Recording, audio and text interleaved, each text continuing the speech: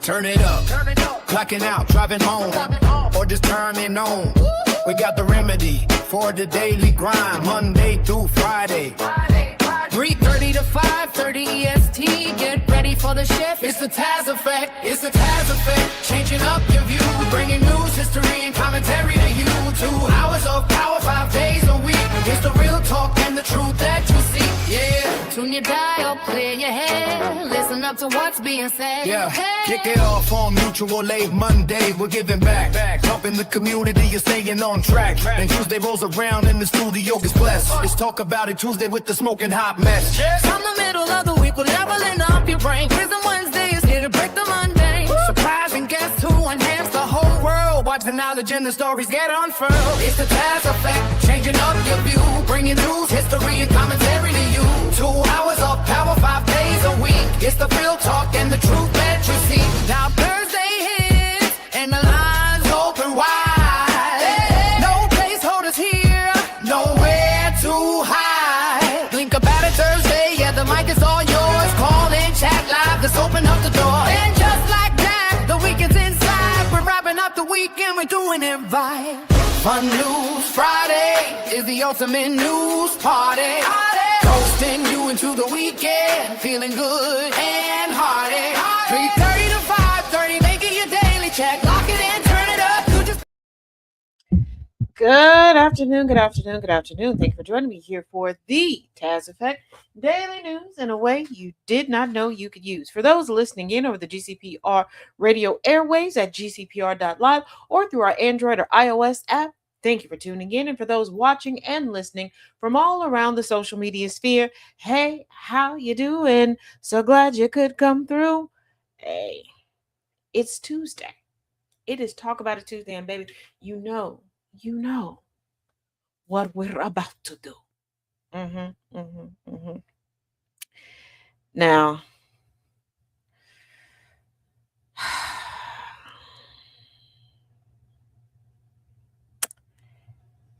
where to start?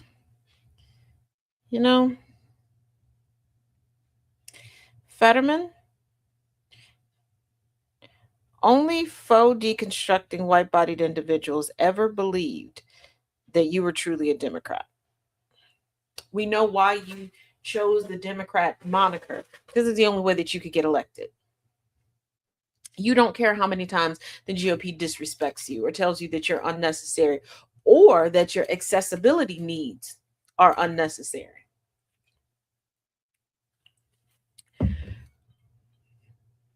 Why do I say that? Darling. Let's get into it.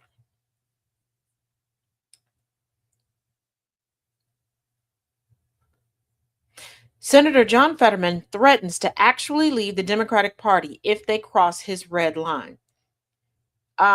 Leaving, as far as paperwork, doesn't matter. It doesn't matter. You were never there.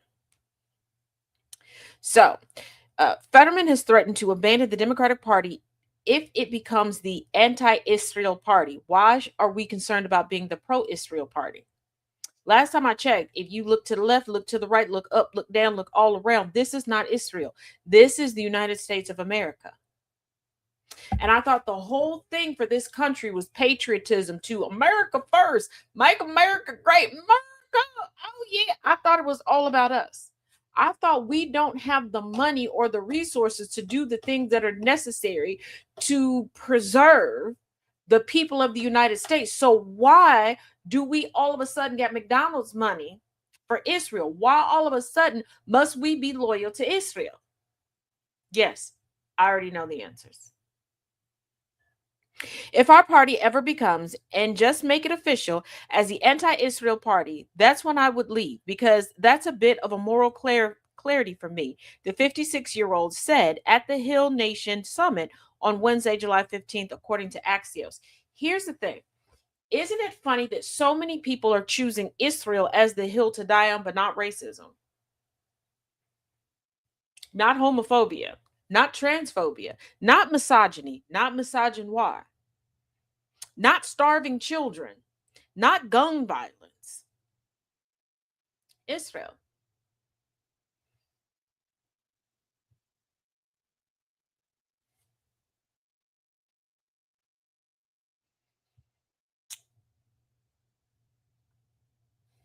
Hmm.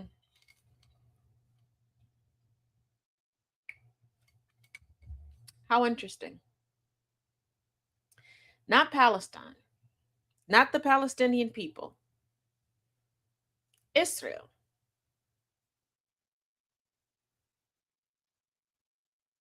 Hmm. He described support for Israel as a long-standing democratic value and said he believes the country remains a key U.S. ally and the region's only democracy.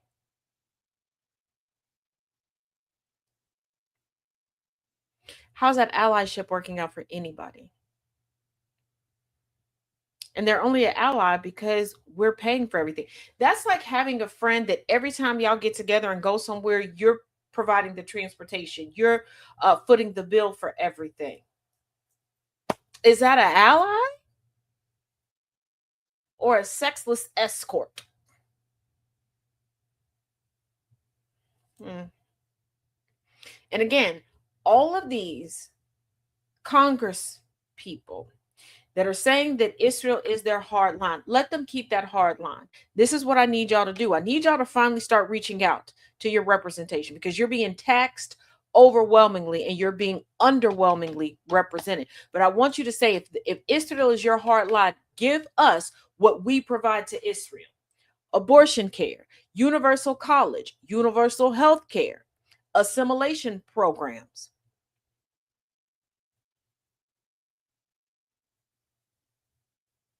Tell them to provide that, because if we have the money to provide that to everybody else, tell them to stop making people jump through hoops in order to withdraw the Social Security dollars that they put in. Mm-hmm. Mm-hmm. Mm-hmm. Mm-hmm.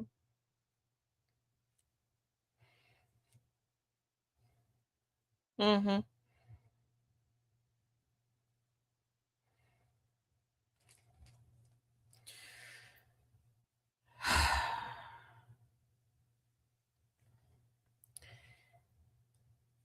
um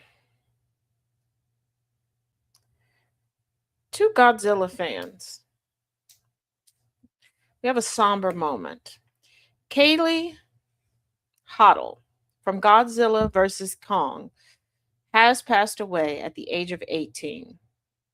She starred in Godzilla versus Kong and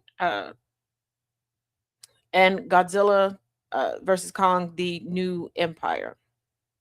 Her father, Joshua, confirmed her death to TMZ, noting that the star died in a car crash in Maryland on the morning of Tuesday, July 21st. She was one of two passengers in the 2 a.m. crash. It is being alleged that a 19-year-old man was allegedly driving at what are described as excessive speeds before traveling off the right side of the road and striking a culvert or a tunnel. She was transported to the hospital where she was later pronounced deceased, while the driver went to the hospital with non life threatening injuries. The crash is currently under investigation.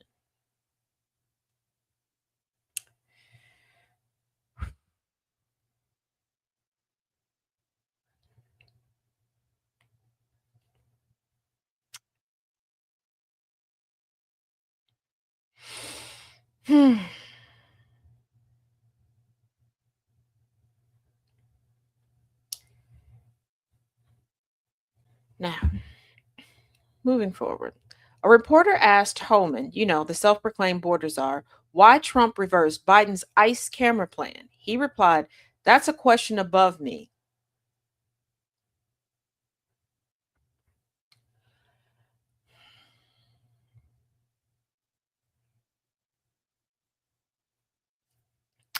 According to ABC News' White House border czar, Tom Homan said Monday that he wants body cameras on ICE officers as soon as possible, as the Department of Homeland Security faces growing pressure to speed up the rollout following two deadly shootings this month. Here's the thing, they should have had body cameras from the beginning. Then it was ordered that they were supposed to have body cameras. So what do you mean I want them to have it ASAP? Y'all keep putting into the budget for any and everything else. Why can't you put that into the budget? Asking for myself. Speaking to reporters outside the White House, Holman said body cameras had been purchased for officers nationwide and that, as of last week, ICE was training the trainers on how to teach officers to use them, according to his remarks. Y'all do realize you can essentially buy body cameras for yourself. There's cameras that clip on. There's no training needed. Like, of course, turn them off when you go potty. Like, what do you?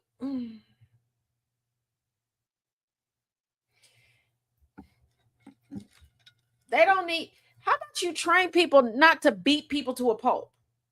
How about you train them to, I don't know, not shoot first?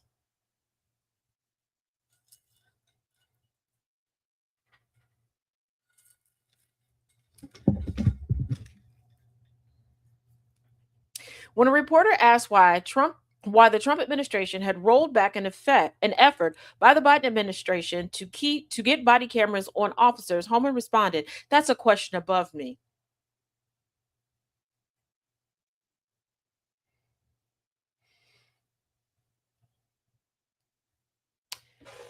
How many times must I tell y'all that when they can convince themselves that things are looking good, what's popping, twin? Hey DJ, they will associate themselves with being in the inner sanctum with Trump. When things are like, oh, y'all messed up, you messed up, then they're like, oh, I don't know. It's above me now. No, it's not. No, it's not. DHS reportedly promised months ago, and did, to equip ICE agents with body cameras. Questions about the pace of the rollout resurfaced this month after ICE officers were not wearing cameras killed two people, one in Maine and one in Houston. Neither person killed was the intended target of the enforcement operation.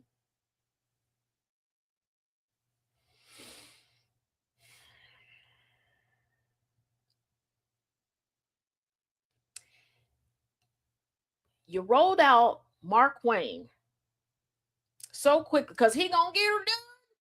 He gonna get her done. He not getting her done. Like, and what is the point of the borders are also like what? Why are we just making up titles and positions? That, you know what? I know why. Because we got to give the gold stars to the white men. Because the white men are just so forgotten. They have so much to offer. Even though if they did, they would have just earned these positions for themselves and we wouldn't have to make up shit to put them in. We wouldn't have to cheat to put them there.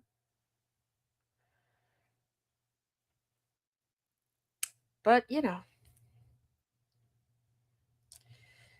this is a country that loves redundancy because we have local police, state police, highway patrol, sheriffs. The Federal Bureau of Investigation, and then all the states have bureaus of investigation. And everybody likes to be in a pissing contest. But we have Border Patrol and we have ICE. For whatever reason, for centuries, for quite a while, I'm not going to say for centuries, but for quite a while, Border Patrol was enough. Then they were like, we need ICE, baby. Why? Because the white men need to feel special. We got to do something with the white men. They have so much to offer.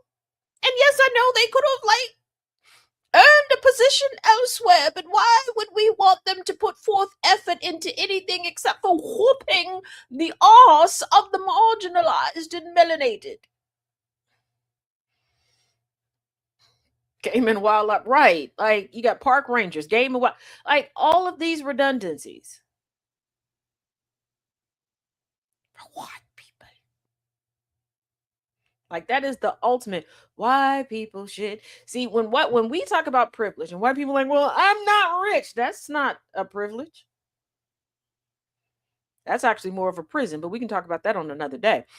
It's the fact that they will keep a redundancy up. They will keep creating positions to put you in, not because you earned them, not because you're talented, not even because you're a good boy, because they've taught you that you're entitled to it so much, and they haven't taught you how to regulate anything else that they don't want you to, flip out and blow them up. They don't care if you blow everybody else up. They don't.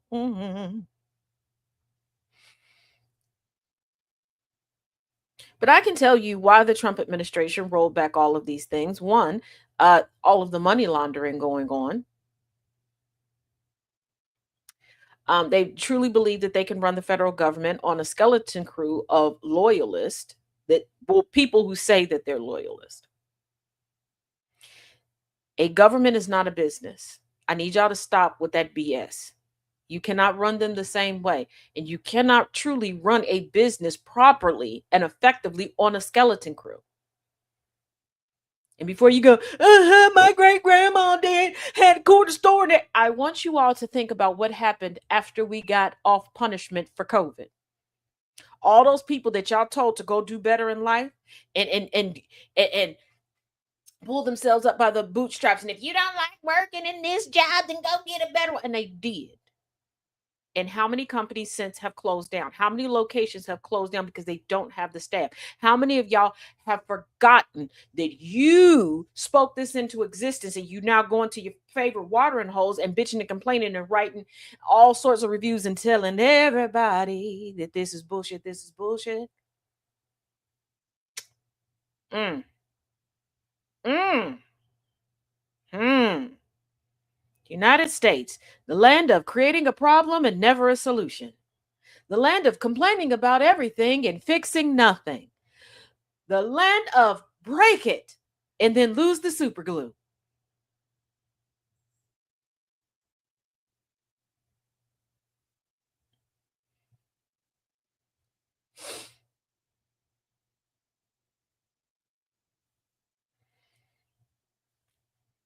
But y'all like it. Somebody loves it. I don't know who. Not me. Also, another indicator of white privilege. Tulsi Gabbard. Do you remember the position, her last position that she held in the government, that she recently resigned from? Okay, she stayed on for a period of time to, get that crossover, be a bridge. Okay, remember she was DNI, Director of National Intelligence, the DNI. Her brother gets arrested for being a creep. Yeah, don't keep it on the down low because everybody needs to know. And they're like, well, her value representative, Tosca. They're also saying, well, her brother's been on the drugs. Then they said, well, her brother, he's going through a mental health crisis. What mental health crisis, what drug-induced craze causes you to walk around trying to entice children with gum, candy, and popcorn, asking for their names to chronicle them in a book, while you're trying to Willy Wonka them off into the sunset?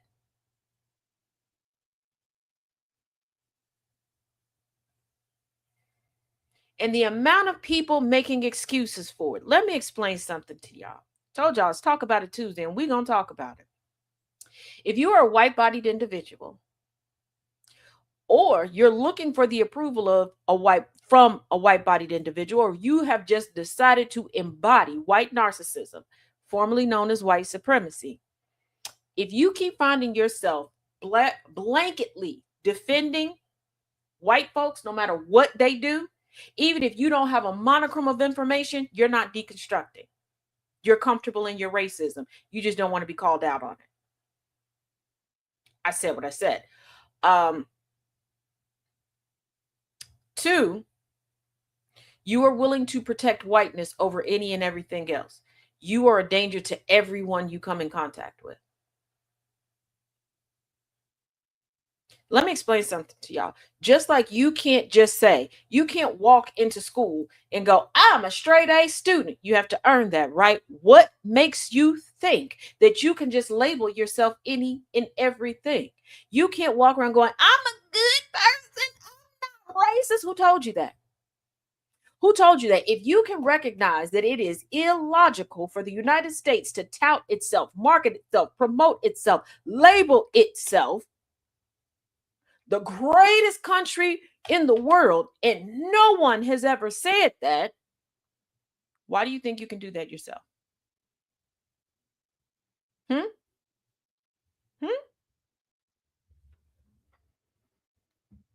Let me put it to you like this. And before y'all go, no, shut up. Shut up. Lying to me is futile.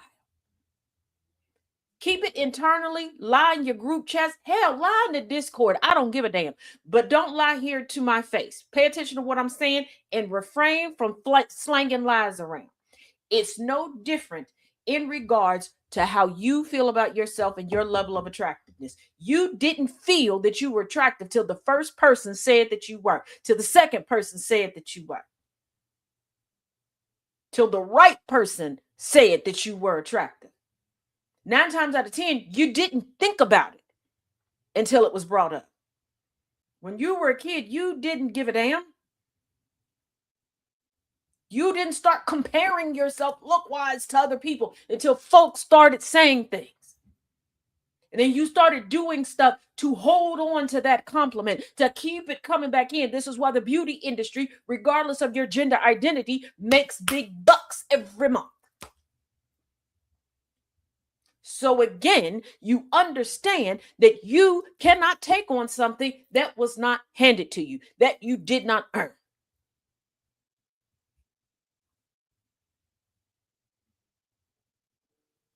Even though we took the scenic route, that's white privilege. You feel that you're entitled to things just for existing in the skin that you're encapsulated in. And people protect you at all costs. They skew statistics. They change their verbiage regarding when you do something wrong. Because I promise you, insert any black, brown, Asian man into this scenario.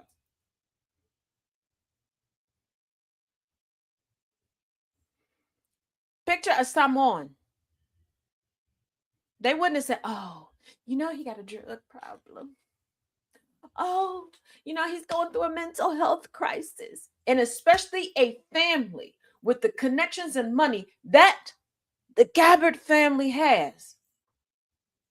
Why didn't they get it? And before you go, well, you can't get people help if they don't want true. But if he's having a mental health crisis to this level, you could have done something years ago when he was still in someone's charge. You could have notified people many moons ago. You wouldn't go, oh, it's okay. Don't blame Taz. She can't make insert family member here. Stop doing this. You would look at me because double minority here. Let's just take a look at the dual minority, black and a woman. You would have doubly said, why didn't she get them together? Oh, she a piss poor sister. She a piss poor wife. She a piss poor mother. Why didn't she do da? Because look at the black woman who shot the creep that was 20 years old underneath her 13-year-old daughter's bed at 1 a.m. They're blaming her for that man's actions. White man, similar situation. He didn't just chase the person outside. He hunted that person down for creeping up on his daughter. Charges dismissed. He's the complexion and the gender for protection. Tulsi Gabbard's brother. So you're going to tell me, Batarti Gabbard, yes, that's his name. I don't know why y'all shocked. Her name is Tulsi. And only white people could get away with having names like this. And I have no problem with their names, but only white people could get away with having names like this. And nobody have a plethora of jokes. Nobody criticized them. Nobody asked Tulsi to go by a middle name. No, Tulsi Gabbard hasn't sat down in an interview during the interview process and people go, is that a nick? We don't really go by nicknames here, honey. You look like a Deborah. I'm just gonna call you Deborah. That makes me feel a little bit more comfortable. But you're gonna tell me, but Tarty Gabbard is 55 years old. 55. At what point do white people get to be held accountable for their words and their actions? I will tell you never. Why? Because white people never have to grow up, but everybody else has to. Everybody else never gets a childhood. White people never have to grow up. There's always going to be a mammy or a sambo that they are going to put the cross on the back of for them to carry it up the hill of accountability for a white-bodied individual. Whiteness is a void. You have to remove everything in order to achieve whiteness. Let me repeat that for you. You have to remove everything to achieve whiteness. That means in removing everything, that is removing care and concern even for one another. Nobody's going out with a group of melanated folks and coming up missing. Nobody has to be on constant guard if they're invited out by 20 black women.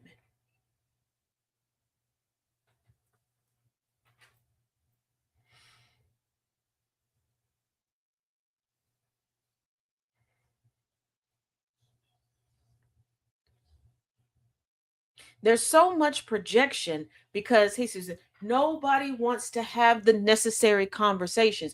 And before somebody goes, that's not true. It is true, because when we have these conversations, 9 times out of 10, no one denies what we're saying. You just shift the topic of conversation. And speaking of shifting the topic of conversation, if you are in the Tazisms Discord, I'm going to need you to go to the tab marked Travel Through History with Taz. And I'm going to need you to click on each one of those and take in the information there.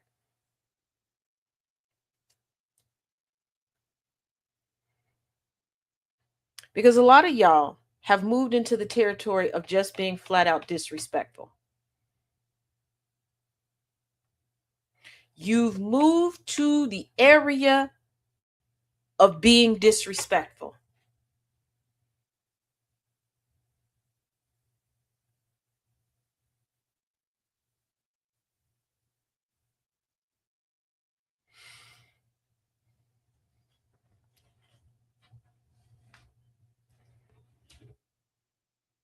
I don't understand how if you're able to comment, that means that you're able to see any one of us from GCPR when our shows are airing. Today alone, I put up the topic. One comment behind it. Hey, Thomas, what are we talking about? Put it up again. I say, hey, you have any requests, suggestions, put it in the Discord. Well, how about this? My favorite song is this. Oh, I'm late because I had to do this. Why? Y'all come in every day talking about how wonderful your lives are, how loved you are, how respected you are. Your behavior says that's a damn lie. Your behavior says I'm only here because I believe that you black-bodied wenches must bow down to me. And since nobody else props me up like I'm the Queen of Sheba, your black ass is going to do it here. And let me explain something to you. You must have thought that I was joking when I said I am on the verge of embarrassing all of y'all like your parents should have did 30 damn years ago.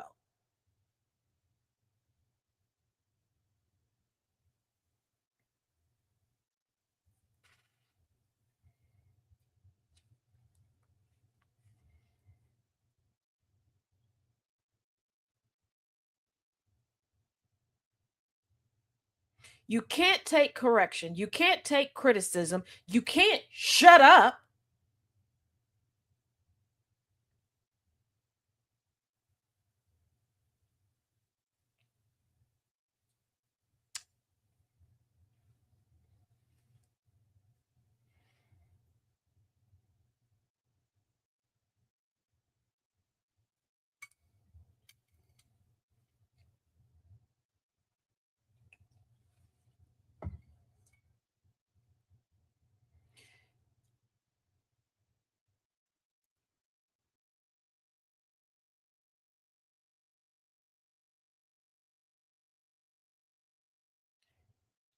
It is a wonderful thing to build community. It is a wonderful thing to find a community that is accepting of you. Some of you will lose your community because you don't realize that you were already accepted when we saw who you were.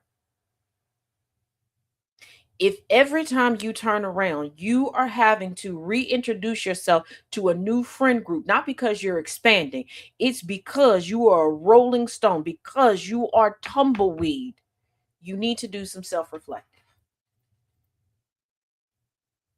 If you're constantly having to introduce yourself, going, you know what? I've never felt accepted anywhere else. And you are past the age of 30, you need to do some self-reflecting, because I'm going to tell you something, and don't holler in here, because you're about to be a hit dog. You're the problem.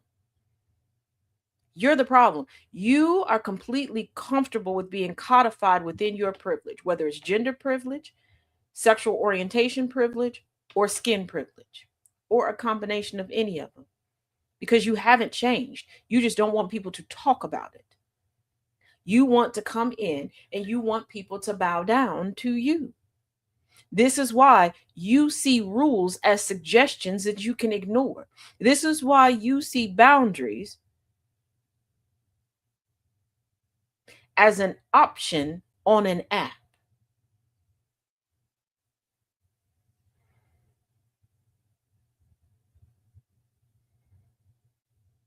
And you would think, after so many decades, at your big, big age, of realizing that every time you get disrespectful with your privilege, that you are distancing yourself from the very people that you need in that moment, in moments to come.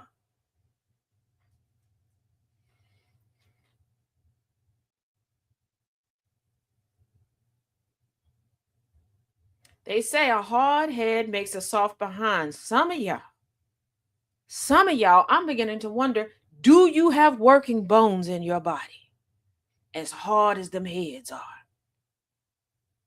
Hey, cuz. Now, before the idiots, and I'm not just gonna, because we got to stop saying, well, MAGA. No, there's idiots all over the place. Okay, I see y'all on social media. I see y'all offline. Y'all don't pay attention to anything. Y'all don't listen. Y'all don't comprehend. Y'all don't do crap. You always want to come in with a TLDR. For those of y'all that don't know, too long, don't read. You always want to come in like you one up. And so we're going to discuss this real quick. Thousands of non-citizens registered to vote in New Jersey due to software error, the governor says. More than 6,000 non-citizens were accidentally added to New Jersey's voter rolls due to a software error at the State Motor Vehicles Commission, Governor Mikey Sherrill announced Tuesday, with fewer than 400 of them casting ballots in various elections since 2023. The stunning announcement comes amid a push by Republican President Donald Dumdumhead administration to crack down on non-citizen voting, while the president claims, frequently without factual basis, aids Democrats in elections. Earlier this month, the Department of Homeland Security alleged that New Jersey had more than 35,000 non-citizens in its voting rolls. Here's the thing. Do I believe that it was a software error? No. I believe that there are people that are willing to risk it all to make their narratives true. And we have seen so many people propped up, become profitable, become popular, be put in places, positions of perceived power due to them risking it all to make the lies true. We've also seen people fail at doing it. Look at the My Pillow guy, Mike Lindell. All of the things that he's done. Look at what happened to Rudy Giuliani, because he was trying to make fetch happen. He's like, I can make truth out of this a lot, aka the talking point. We've seen it happen. We've seen the people, and I brought you all things from Truth Social, where it's clear these people have gone, used AI, used whatever in order to doctor things to try to make the narratives true. And before you go, well, them non-citizens should have known they couldn't vote. What rules and regulations and laws about immigration do you know? You do realize that that to take the citizenship test, these people have to learn what you don't when you're born here. So please explain. And if you get it, official voter registration card in the mail, wouldn't you go vote? Because let's not forget, when the same thing happened, well, similar thing happened in Florida regarding felons. And people like, oh, I completed all my stuff, I get to go vote. Because they're banking on the government dotting their I's and crossing their T's. But there are plenty of people that are going to take this from the headline, skim through it, zoom in on parts of the article and go, see, this is what I told you. This is why they're doing. First of all, stop falling for the sensationalism. Number one. Number two, stop going for what sounds good. Hey, NMJ, what makes you feel like you got the inside scoop? Because like I said, I watched a gentleman on TikTok grow an incredible amount of followers. Okay.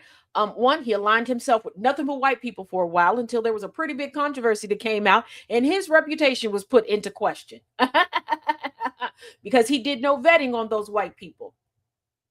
Number one. Number two, consistently getting things wrong. Consistently will give you a headline no different than Aaron Parnas, just a good, cute little tagline, and give you bits and pieces of information, and never gets the bits and pieces of information from the article correct. Never. I gave up trying to correct them, but y'all love it. And then you sit here and complain that misinformation. I'm sorry. I'm tired of calling misinformation and disinformation. Lies circulates around. The same lies that cost Kamala Harris an election, the same lies that cost Jasmine Crockett a position on the midterm ballot. But y'all like it, somebody got to love it.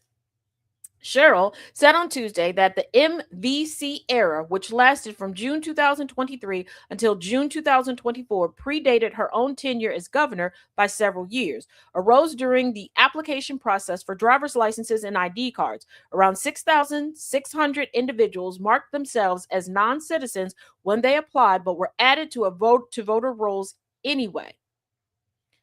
So the non-citizens did everything that they were supposed to do. This does not seem, again, to be a software error. This seems to be intentional, that people were like, you know what, we gonna prove that they be voting illegally. When I type this information in, I'm gonna just change what they put. Y'all been through this process. Anybody with an ID or a license, you've been through this process. The accidental voters were scattered across the state.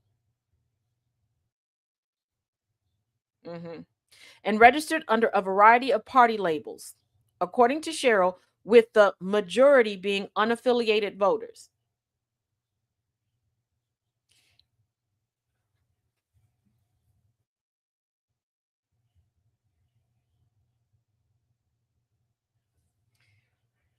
Speaking with reporters at a hastily scheduled press conference, Cheryl said there's no immediate proof that any of the roughly 400 non-citizens who cast ballots impacted the outcome of any individual election. Yeah. And I bet you that there are far more people that they were expecting to go out and vote. Out of the amount that were put on the voter rolls, how many do you think were like, I'm skeptical, or I'll do it next year? Or went to, if they had representation, and asked them, should they do it?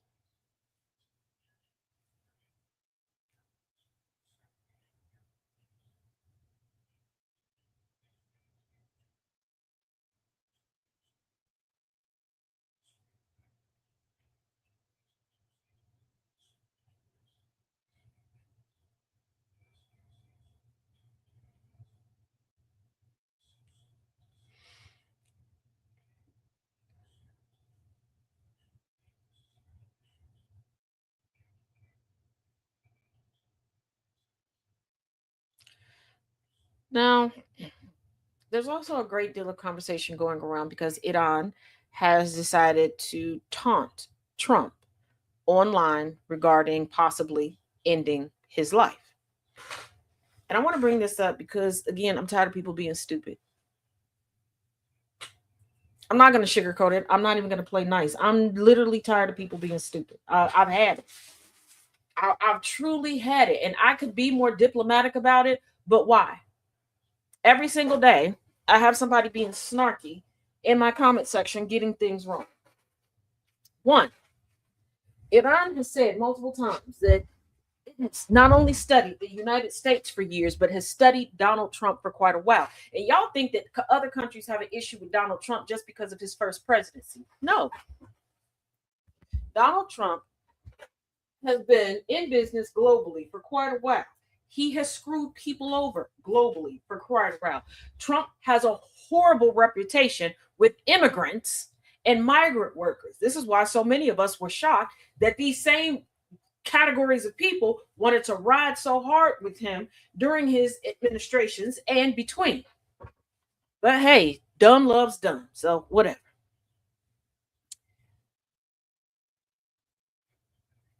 Couple things. Sitting there going, well, some of the things that Iran's talking about and some of the routes, they're not available on public maps. Why are y'all treating Iran like it's Barbara Jean from down the street? Why are y'all all of a sudden, all of y'all that every 2 to 3 business minutes has a huge conspiracy theory regarding everything, including why they changed the fries at Burger King and Wendy's, acting as if espionage is not a thing and spies don't exist? Why are you acting as if everybody in this country and even everybody in this current administration likes Trump? Also, Trump is treating these threats as if they are part of a script from his other scripted assassination attempts. Have we forgotten that it has already been revealed that Pete Hegseth and others within his regime have been consistently lying to him so that they can get away with the things that they want to get away with? Trump is not the only one with a bucket list in this administration. This is why Trump isn't taking it seriously. There is a part of Trump that kind of does. You can tell he wishes that Iran would take him out. That's why he had the conversation with JD Vance. You know, VP put it in the pullout, and he keeps encouraging VP put it in the pullout to discuss publicly about, yeah, if something happens to me, rain down terror on them, you know, justify my. It's because Trump would rather go out a martyr. And you know that white people, not just MAGA, white people who refuse to deconstruct will tote him up as a martyr. Because even though Reagan didn't die, that's part of the reason why Reagan is so ingratiated with them. This is why they act as if he did no wrong. They know where a lot of their woes came from. But he got shot at. Like for real, for real. He would rather do that and cement himself in that amount of history, because they would put his name on buildings. They would do all the things that he's trying to force into existence now.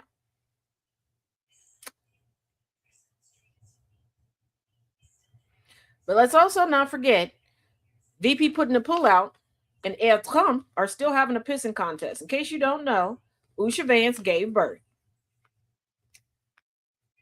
Why? Like, when you know you have a shitty boss, when you know you have a horrible boss, and y'all are not friends, like it's very clear that the Vances and the Trumps are not friends.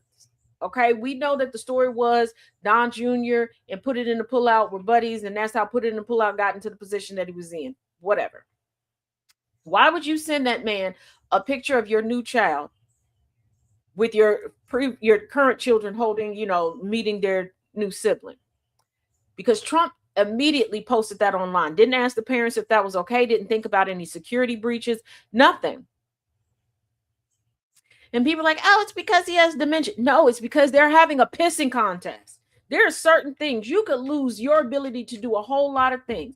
But everybody got that one person they'll never forget. They got that one rivalry that will not end. Y'all will be ghosts, still trying to outpiss each other. Okay, still trying to have a stronger string than the next one. But also, especially white men, y'all love that. Y'all let you, once again, United States, the land of never wanting a solution. You'll just keep it up. Y'all will just keep the rivalry up, because ain't no way. Ain't no way. But this is the same country where people will get online and go, if folks don't like you, don't let them around your children. While you're typing that, you done dropped your kids off with a heifer that ain't liked you since the 2nd grade.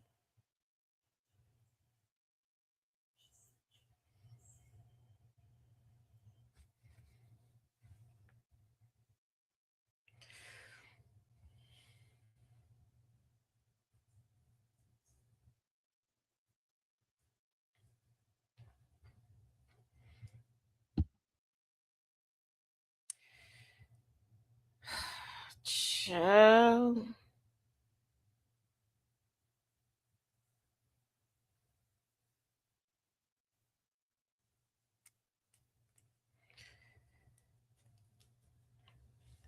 And looks like the race in South Carolina is about to be a power struggle. Although Darlene Graham, the sister of Lady Teddy Grahams, said, "Yeah, I'm going to run for a full term," and Trump was like, "I endorse you." First of all, nobody gives a damn. And I keep telling y'all, and Republicans are like, "We still gonna run. We still gonna run." I think you might as well just let it go, because even with people being sick of Trump, she's on the same reason Erica Kirk is able to do what she's doing. Teddy Grahams 2.0 is going to do the same thing. She is going to white woman her way right on through. That's what she's going to do.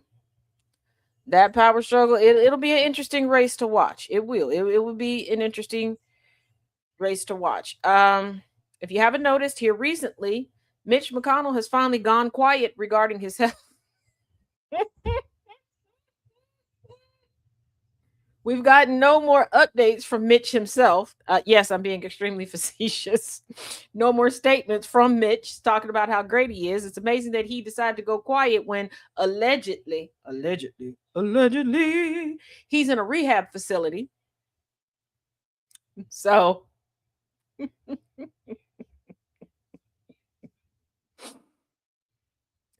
also, again, regarding the infamous AI, obviously AI generated picture of Mitch, the glitchy bitch, in the hospital with tubes coming out of everything but his Bucci cat.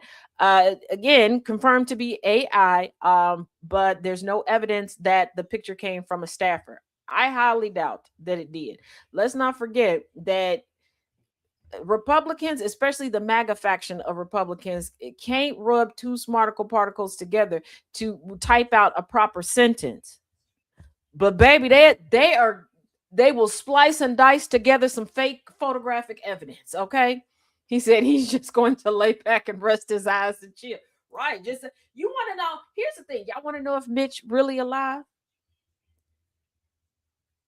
Convince a nurse to go in and cut his TV off in his room. If you know, you know. If you grew up in a melanated or or if you're a Gen X, the households you grew up in, you'll catch what I'm talking about. Go and turn the TV off. You'll find out if he did or not. Um. Also, again, I have more SSI news. I wish I didn't. I wish I had better news when it came to SSI. This just, whew, okay. Come on up. If you remember, I'm the messenger. Don't get cussed out because I can cuss real good. I'm saved, but you will need saving. If you forget that I delivered the news. Okay. Okay. Um, you won't be getting a supplemental security income check in August. Less than 2 weeks away from the calendar flipping to August, which may have some Social Security beneficiaries looking forward to their next disbursement. However, some will not receive their usual payment next month. August will start on Saturday, which proves to be a small hiccup for those who receive supplemental security income. SSI payments are for those with disabilities or older adults with little to no income. For payments in 2026, the monthly maximum benefit is $994 for eligible individuals, $1,491 for those with an eligible spouse, and $498 for an essential person. August is the fourth month of 2026 in which regular SSI payments will not be sent out on the first day of the month. Beneficiaries will still receive their monthly income, but it will be sent out on Friday, July 31st. Whenever the first day of the month falls on a weekend or a holiday, the Social Security Administration sends out the month's payments on the prior business day. Was that a little bit mean how I set that up? Yes.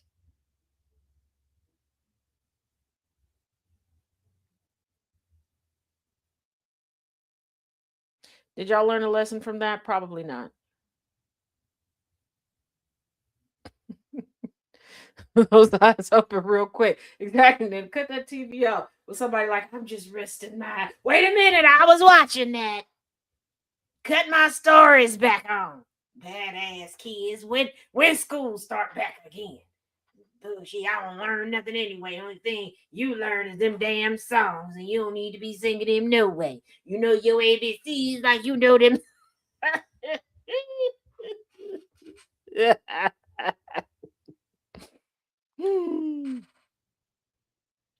So billions of funding has been restored to 24 states. The court said you cannot cancel what Congress has approved. I feel like I feel like the courts keep saying this every 3 to 4 business weeks.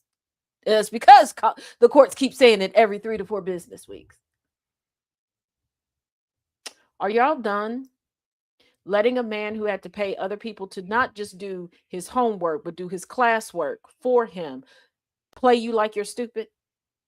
Trump keeps doing what he's doing because y'all keep allowing him to believe that he's smarter than you. Couldn't be me. Couldn't be me.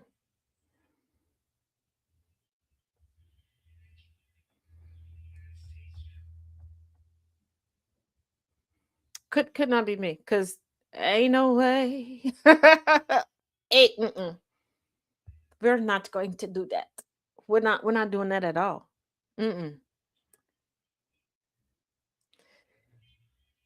So hold on. There we go. No. Okay, there we go. Trump judges block ruling freeing pro-Palestine protester.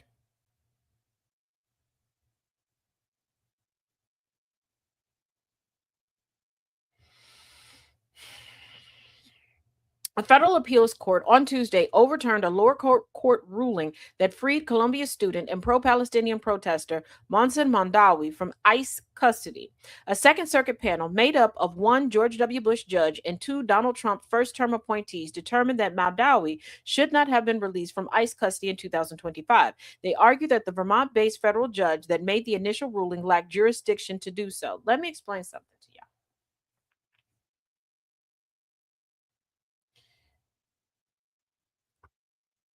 Accountability Archive people, where are you now? Where are you now? Number one. Number two, we have a way of chronicling things in a way that we never had before.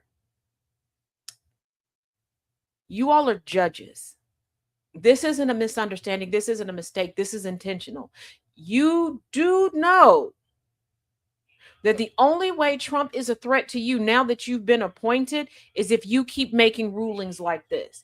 If you keep rolling back the checks and balances, if you keep shredding and setting to fire the Constitution, if you would just do your job, how you worked thus far in your life to get to that point to be able to do, you wouldn't have anything to fear.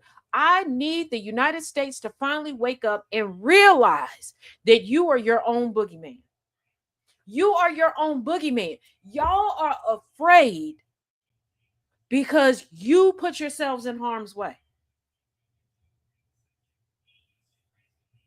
In the climate that we're in right now, so many of y'all are like, oh, I can't protest and I can't do this because I'm afraid to lose my job. Why? They need you. They need you. I'm not saying going into work and cuss everybody out tomorrow and set the place on fire. That's not what I'm saying. But they require you.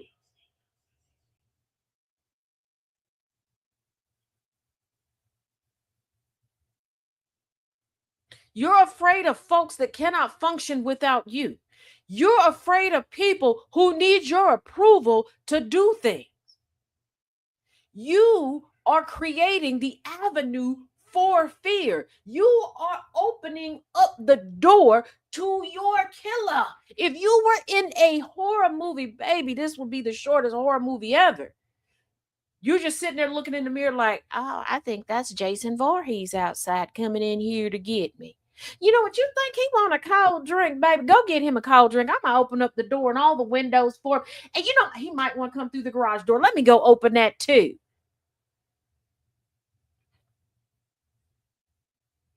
Like only in the United States do you all create create your own destruction. You create what you now fear. But let y'all tell it. We the biggest and baddest. We don't scare nobody. These colors don't run. I match energy. I'm the pettiest to ever do it. You're full of shit. You're full of shit. But I mean, I've known that for years. I've known that for years because the people, whether they're silent and you think that they silent and deadly, or they're boisterous, they're not. Because when somebody like me steps into the room and says what needs to be said to who needs it to be said to, no, don't, they ain't coming back. Don't say, shut up. All money ain't good money and all company ain't good company. If I say something and it ruffles you that much that you never want to come back around me, goodbye. You want to know what? 5 other people will replace you. But I'm not about to sit here and sell my soul and make myself miserable and fearful because you need me.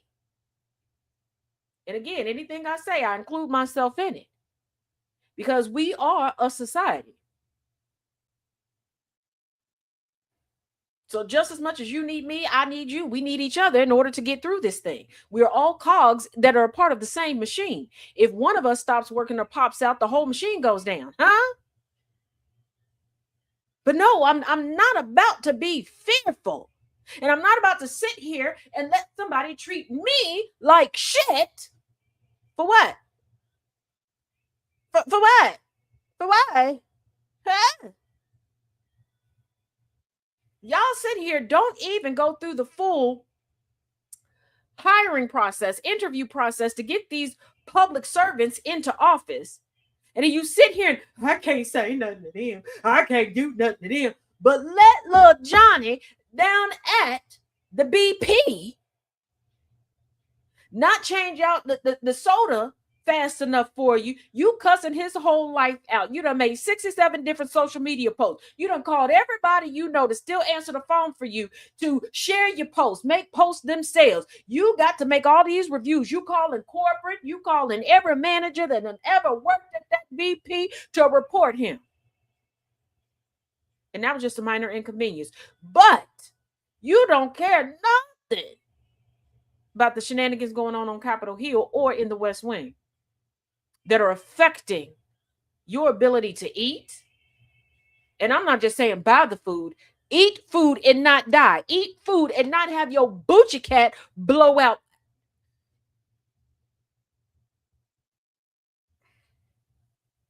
But okay, yeah. Ooh. Y'all quick to be like, I'm from New York. I'm from Boston. I'm from Baltimore. What difference does that make if you riddled with mental health, you got heart disease that's undiagnosed and everything else? What difference does that make? Where are you from? Your portion of the bucket is, ooh, what? Painted a different color? It ain't red? Ooh. Okay. Like, are y'all so serious? You have no problem seeing a melanated face, finding out somebody's trans, finding out somebody's gay, looking at somebody and determining that they're a woman, and wanting to run to Google for every 3 to 5 business words that come out of their mouth to try to have a gotcha moment or prove that you are smarter than them. But you are allowing people that for any other job on the planet would not qualify, be qualified, make more than you to do nothing for you. Oh, okay. And you got nothing to say. Y'all running around here afraid of politicians.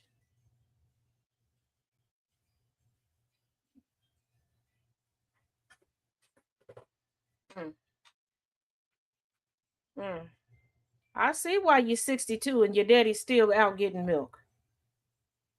But y'all know what time it is. It's Talk About It Tuesday, and we're at hour number 2. So what does that mean? It's Hey everybody. Hey Taz, how you doing? Hey. Ow. I'm knocking over stickers. So you're right, it doesn't make any sense. Absolutely 0 sense that we let these people take charge and make all these asinine decisions that make absolutely no sense. That Because it's affect like, everybody. yeah, because, okay, question for everybody. You go, you buy a house. House been doing great. Everything's cool. Mm-hmm.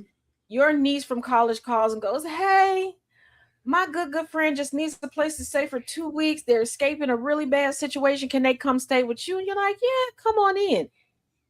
That person stays longer than 2 weeks, done changed all your stuff, telling you don't come out your house. They telling you give me all your money and everything else. And you're like, "Oh, okay, sure, have it all." What? No, you would tell them to pack up and get the hell out of your house. Exactly. Hey, Chaos, how you doing? Came to the I'm good. Good. I live in a fever dream. I promise you I do.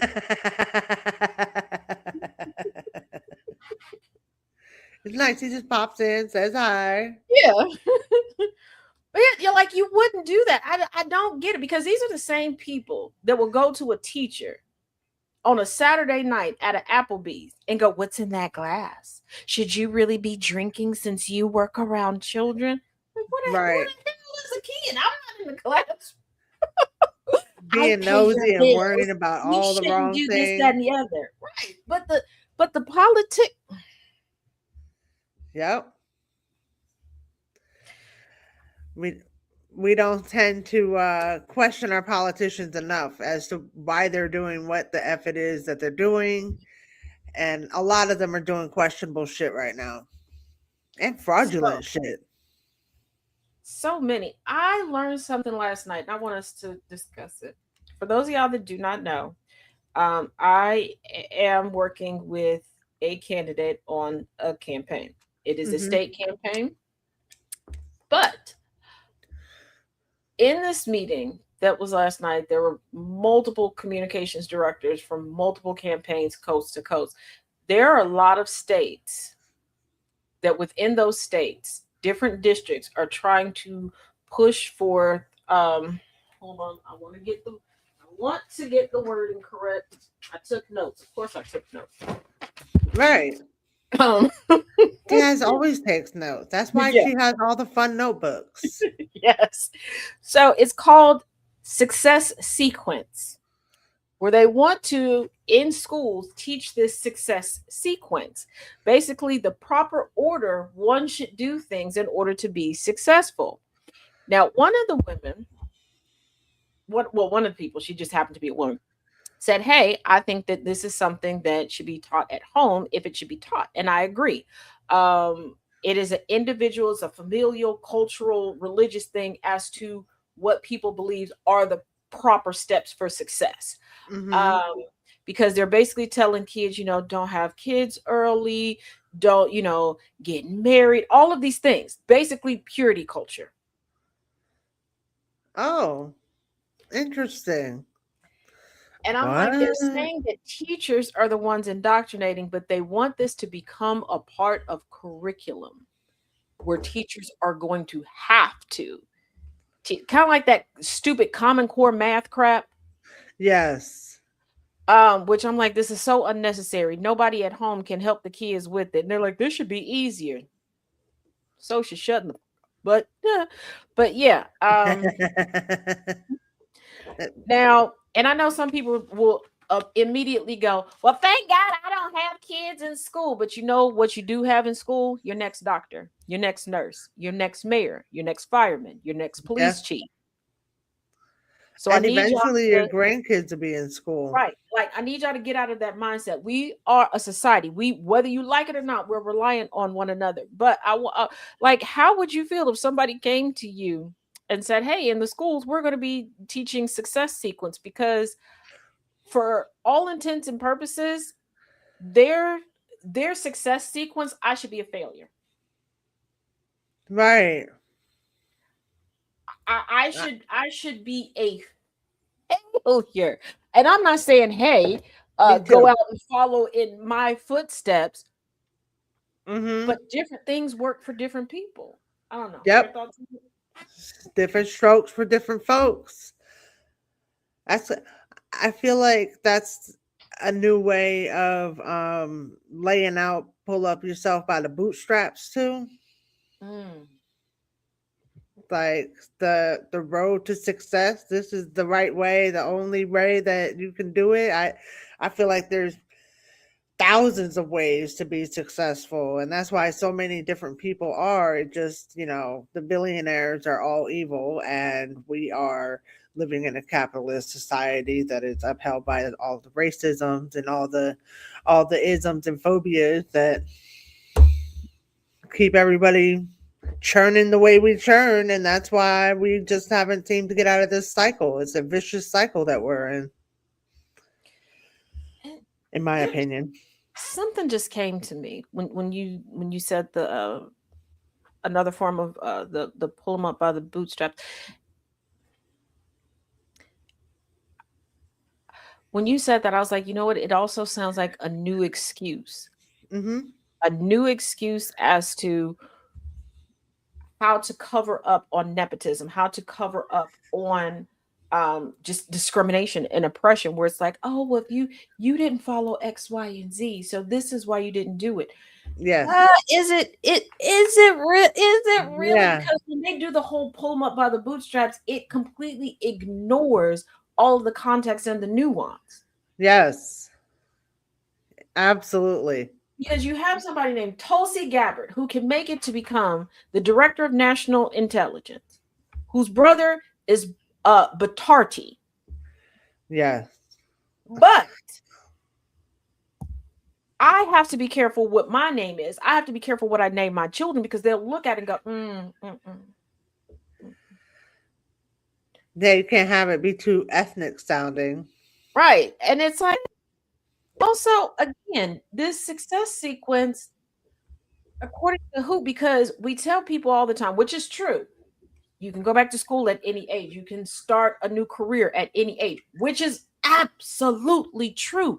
And then they go, well, flip side, where's all the creativity in Hollywood? Where's the creativity in music? Because you all keep telling people they're too old for this.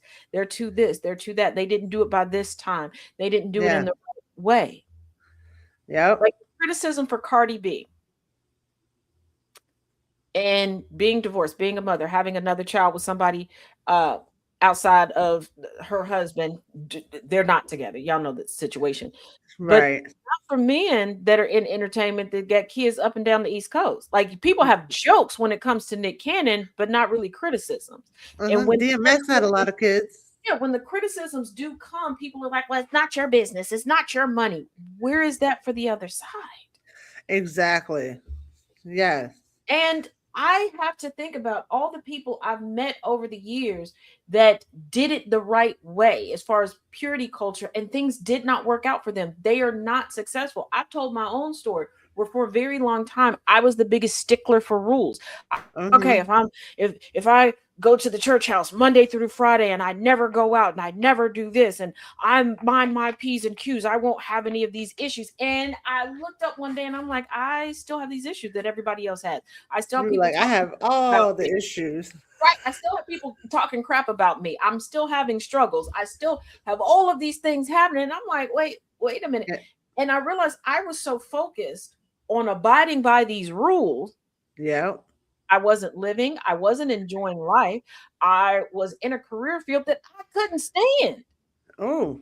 I didn't realize, like, I am sick way more often because I realized I didn't just, like, it wasn't just the career field. It was the people that I was working with. I was trying to force myself to ignore just how toxic the situation was.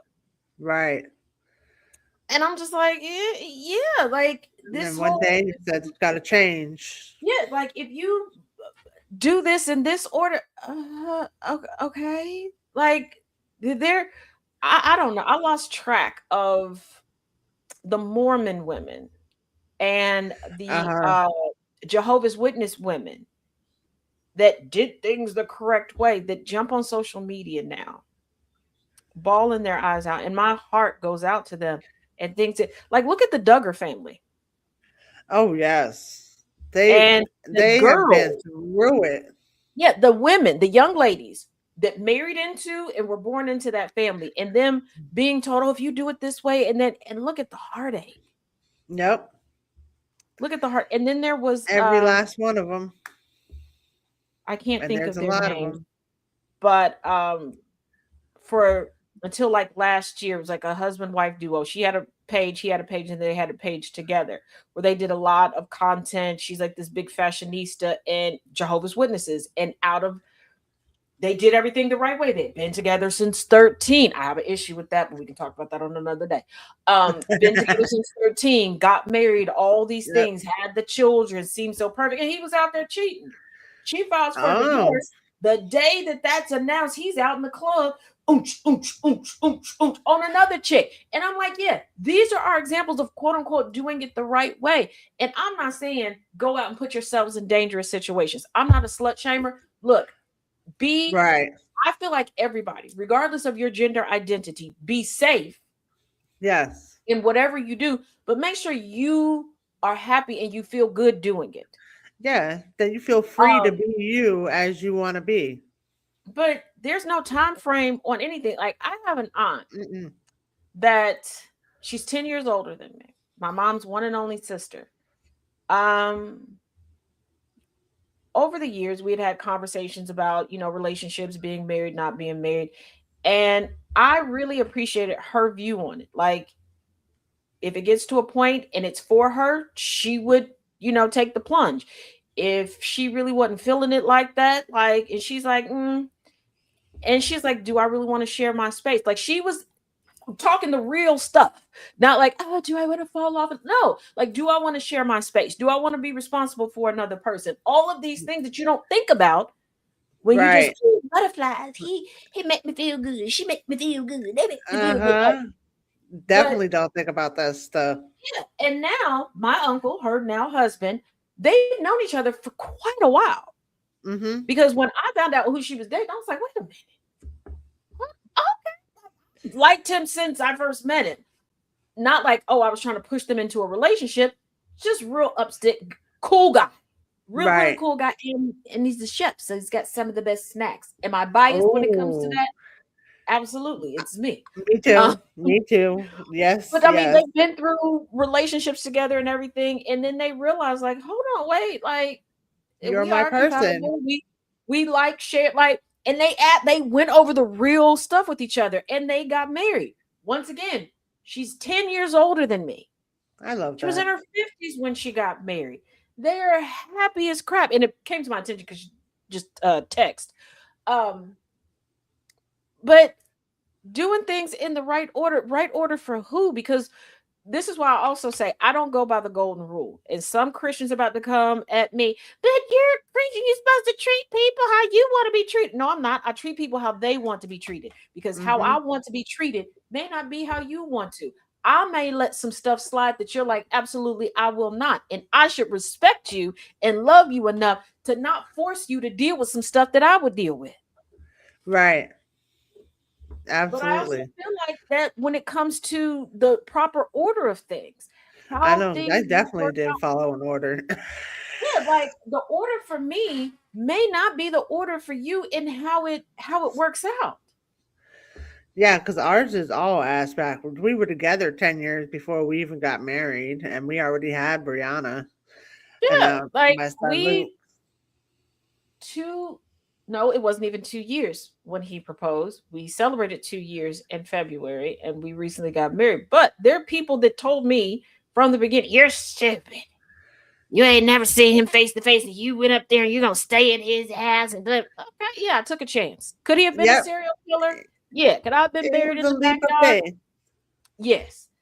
But I was like, you know what? I have been so scary the vast majority of my life. Have I taken some risks? Yes, but nothing that was like life-threatening risk. Okay, yeah, y'all don't forget who I am. What I consider a risk, y'all would probably consider a regular Tuesday afternoon. All right. Like I said, different things for different people. Yeah. Right. So, and I was just like, you know what? And like I said, I was looking around like, wait a minute, I'm getting flack. I'm getting ridicule. I'm being held accountable for things I didn't do, didn't say. Why can't I go out and be happy? And that's what I did. My order of operations, may not be the same as somebody else's. Somebody else, I know someone that straight out of high school got married, had kids. They love each other happily ever after. I've told you about a woman that I worked with, and she told me that within 30 days, her and her husband went on a first date, fell in love, got engaged, and got married. Yeah. I experienced a lot of, knowing people that have all different walks of life and the Mhm. path that they've taken, falling in love. I even know people who went on an airplane and fell in love and did the mile high thing Mhm. as two strangers on the plane, and that's how their story began. Like what? Now, And I like, y'all, don't come out the eHarmony. bag on me and don't read nothing more into what I'm about to say than what I'm about to tell y'all. You about to understand this minute. Uh-oh. Now, two of my grandmamas. Yes, I'm going to put on Patreon why I have 4 sets of grandparents. Okay. But for right now, just go with me. Okay. Daddy's parents, mama's parents. Okay. That's how we're gonna label them right here. Don't ask no side questions. You won't get no side cussed out. All right, all right. Stay focused. Lock in, people. Both of my grandmothers got my grandfathers in nefarious ways, but they were together till they died. And them women, the men both died first, okay? Because they was hard-headed when it came to their health. Not gonna lie, y'all know I'm not. Um, it is what it is. They was hard-headed when it came to what they were supposed to do with their health, but so was my grandma. So was my granny a little bit. You know what? They just hard-headed family. Anywho, but the women didn't even bat an eye at another man because they were like, this was my person. Nobody else will be my person. No disrespect. I'm just going to chill till I'm reunited with them in the afterlife. But my grandma, I found out, was married to somebody else. See, my granddaddy was like, I Oh like wow. you. I want you. You're going to be mine. Oh, Okay. okay. Um, Okay. so she took the 2 boys that she had from that marriage, went on to marriage with my granddaddy. Smooth. First of all, we didn't realize for the longest time she never changed the oldest boys' names. Nobody thought about it. Like you would hear this other name all the time, but nobody thought about it because we just one big happy family. So they Raised still had the last name of the first everything. husband. And it wasn't until like there was a funeral that I was sitting there and I was like, Okay. wait a damn minute. Like You have a different last name. Damn. and mind you, these were my 2 favorite uncles. I knew that, and I was always around them. It did, but I wasn't the only one. Nobody said anything. Nobody did. Now my granny, a little bit more nefarious. My mama's mama. Y'all know this how this gonna go because I told you how crazy my mama was. So my granny had a bestie. Okay. Wilhelmina, pretty sure she did. So I'm gonna say her name. Pretty sure she did by now. If not, she like 175 years old. She can't fight me. Um, so her and my papa was dating. Okay, and my granny was like, "Oh, he's a Quite nice. nice cup of chocolate milk, and he's a good one. He going to school to be a chemist. You say? I don't like how you treating him." Okay, so Wilhelmina got in trouble. Okay, she was supposed to be going to the train station to meet my papa. That was like their little meeting space. It was supposed to be the first day that they met. Wilhelmina was like, hey, bestie, can I'm gonna write this note to my love, the love of my life. Can you deliver this?" My granny was like, "I got it in." Yeah, I'll take the note. Granny went to the train station to meet my papa. He's like, "Hey, where old Willie at?" I don't know, but I didn't want you to be here by yourself.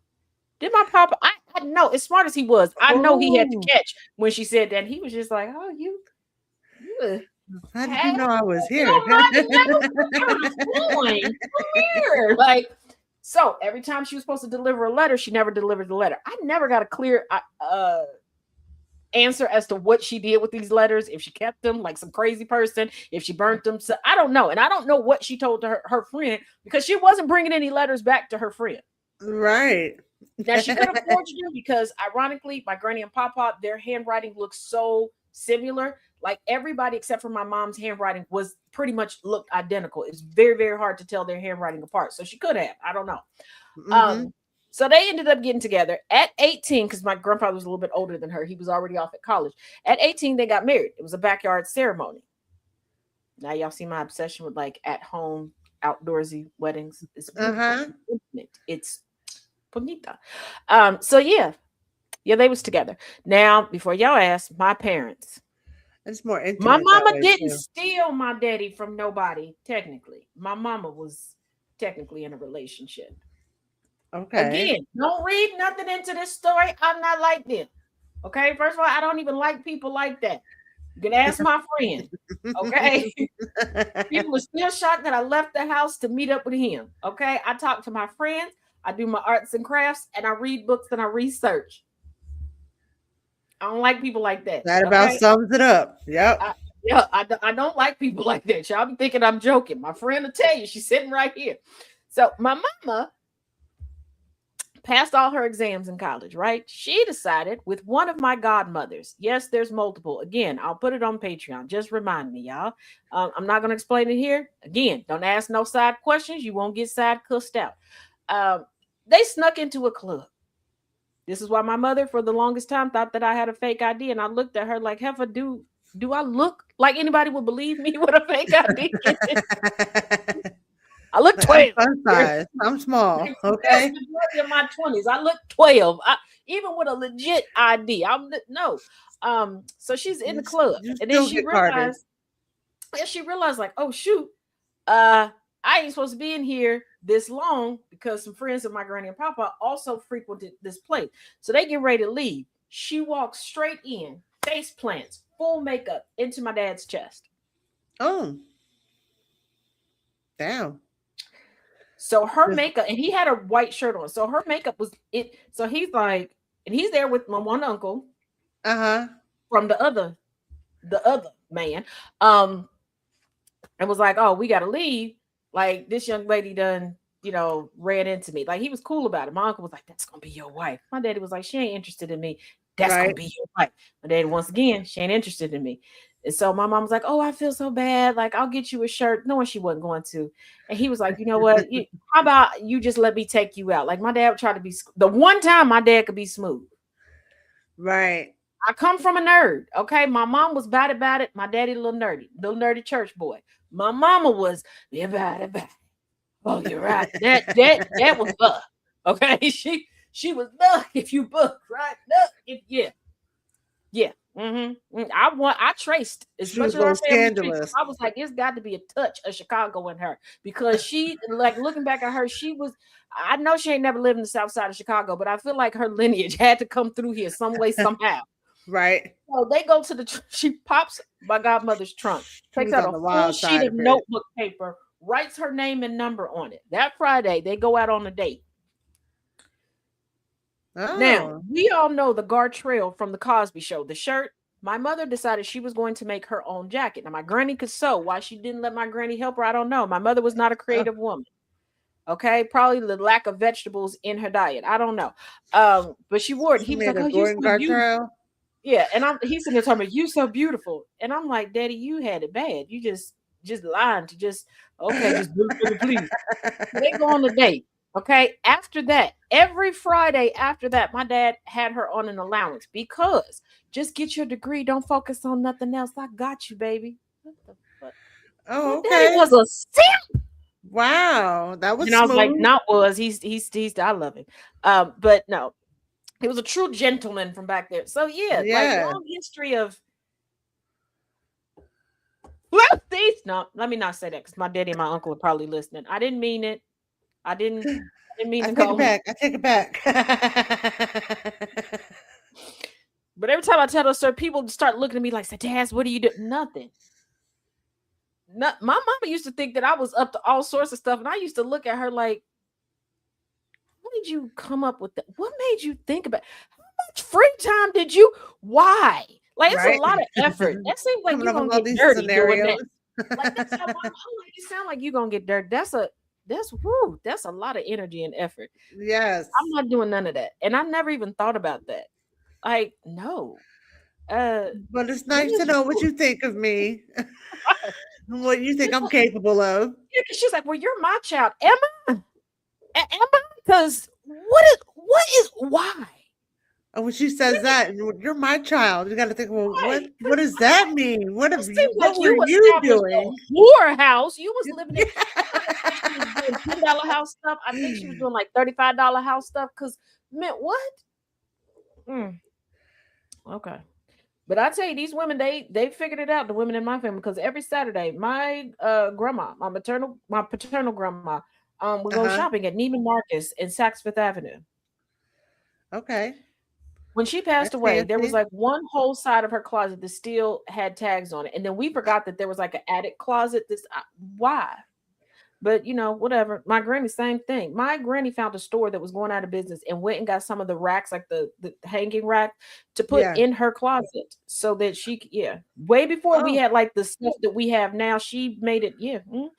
And then so my she mom, had like lots mom, of I told stuff. y'all, my mom, my granny, and I would go shopping every Saturday. And I would just look Wow. at them and they would tell me, don't tell them how much I spent. Heifer, I don't know how much you spent. I come here for the chili cheese fries. Like, I'm I'm not not even paying with y'all. you when No. you're spending your money. I'm just eating my chili cheese fries in the food court, minding my Right. business. Like, I don't know what y'all got going on. The only thing that really stuck out was we were at one store one time and there was a white woman at the front claiming that the diamond in her ring fell out. Oh wow, not the diamond. I don't know Oh, much, but a diamond is my birthstone. And I'm not really impressed by diamonds because I've gotten so many over the years as birthday gifts, Christmas gifts, etc. And I don't say that like as a hoity-toity type of thing. Overconsumption for me is just the and there's only so much like creativity you can have with the diamond. And I'm just like, y'all impressed by it looks like a block. Like you can't do nothing else with you can't make a different shape out of it. Like that's my mindset. right, right, no doubt. um, but I was looking at her ring and I'm like, there was never a diamond in there. And how would you know? Like if you're walking into a store and Uh huh. you can feel the difference in your ring that the it has fallen out,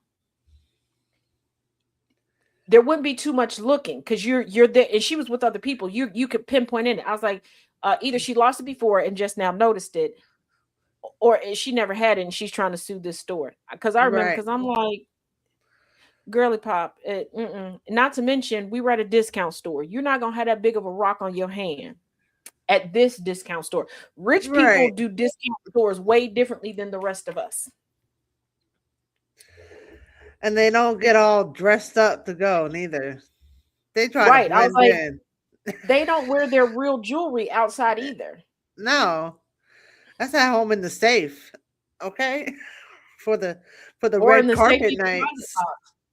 Because I remember I got from a family friend a box, a jewelry box, because I still Uh-huh. remember the smell of that jewelry box, but I had it for so long it fell apart. Of costume jewelry when the family friend's mother passed away, because it was a jewelry that she wore out. Like she had Yeah, the rules that if it was like a truly big event, like she would go and get it. But like going to church, stuff like that, little gatherings, she wasn't wearing it. And baby, I rocked that all through high school and college. I was bonita in now that said I jewelry. think of it, my grandmother and my aunt Nancy, they both had lots of costume jewelry, but they had Hmm. nice jewelry that they wouldn't wear all the time. That's yeah, that tracks. That Yeah, okay, because that's if cool. they didn't have like if they couldn't get an exact replica, it would be so close. Uh-huh. Because like for the longest time, I couldn't really tell the difference between real pearls and fake pearls. Exactly. And my Yeah. granny was like, it doesn't matter. Just if you like the pearls, get them. She was like, most people can't tell. She was like, because the test of them, you essentially have to put them in your mouth. Right. You have to And I'm bite them. sure now they have different things, like better ways to do it. She's like, if somebody's coming up to you to put their mouth on your jewelry, they're insane and they will probably bite you in the face. Just run. Right. Let them keep the pearls. But Yeah. yeah, now for people like there were some people who were from that mindset that a woman should always have pearls on. So they literally never took them off. They would shower with the pearls on. You could start to see like the enamel start to come off. Then you could Yeah. tell. But yeah, like growing up, there were a lot of older women that would gift me pearls. And one lady was like, She's like, I don't want you to feel like I don't like you or anything. She's like, but I can't remember which of my pearls is which. And I was like 12 years old at the time. So I understand this woman not want to accidentally give me like a $2,000 necklace. And this is Exactly. during the time where me and my friends had like the big chest where we would just play dress up and stuff and have like different characters, like our own little theater. Yeah. Like, ma'am, we're doing quick changes. I wouldn't give me that either. I understand completely. I was like, We don't have no, time to make that mistake here. That right. could be a lot of money. That's no. Dad's is And I'm like, and like, I don't want to be given a $2,000 necklace. Not right, a 'cause 12. I'm like, if I accidentally break it, you're gonna be looking at me like, you got $2,000. I don't got $2. Man, Right. I ain't got no job. I don't really do no chores right now. Like, I'm not even babysitting. What do you mean? right. Like, they don't even trust me to be at home alone at this point. Like, yeah. Like, Yes, that's funny. Like, I don't think I would want one either when I was 12. I was still playing with dolls and Barbies at 12. Yeah, me too. And I'm like, and then as I started getting older, again, I realized the fake pearls, they're a lot more creative and they do a lot more things with the fake pearls. They're the fun. Like, I have They're the fun pearls. a couple different sets of pearls. I know that they're fake pearls because I intentionally bought, because of the creativity of it, and the different things you can do with them and the different things that are added to them. I'm like, that's cool. Right. Like that. That's a cool pearl. I'll buy that. Yeah. And I'm just like, and the amount of times I've been called cheap because people are like, oh, well, I could get you a diamond. Please don't. Oh, right. Oops. Or they're talking about, well, you could get this big, huge. First of all, I have small hands. Okay. I have small hands. Anything that's too big is going to look like gaudy, not good costume extra jewelry. gaudy. Yeah. Like costume jewelry. No, I put nails on. One, I like them, but two, it gives you the illusion that my hands aren't as small as what they are. But they are. Okay. The baby hands. I know this. You don't want your hands swallowed up by this huge diamond. Yeah. And I've had people, and I'm like, no. I was like, I do love a good Swarovski crystal. I love moissanite. Like the things that they're doing with moissanite, I love it. The different shapes, the different color. It's beautiful. Right. And I'm like, why y'all want to be so boring? And for people who love Princess Diana so much, I'm like, she didn't do a traditional ring. Like, she didn't have a big diamond on her hand. Like, and she could have. And I was like, and the whole thing, just the whole thing of, diamonds being, intended for wedding, but that was, baby, your parents are older than that marketing campaign because that's what it was. It was a marketing campaign by jewelers. Just like the whole get people to buy the diamonds. Yeah, just like the whole pink is for girls, blue is for boys. I'm older than that. That was like a thing, once again, marketing in the 80s. They used to put little boys in dresses. They all the boys would wear gowns. The hand-me-downs, when you read stories from back in the day, like pre-1970s, when they're talking about hand-me-downs were handed down to everybody in the family. Everybody, it didn't matter. You wore, like, everybody had a christening gown. Everybody, like, you had baby dresses for everyone until they got to a certain age. And then it was just, what are you doing around the house? And things like that as to who would get trousers, who didn't. Like, that's it. When the hand-me-downs went to, it was just, does it fit? Just like, I didn't know until a couple weeks ago. Oh. That, like, at the change of seasons, like my mom, we had storage containers. Hot months, we had, those clothes, and then our winter and fall clothes would get stored away.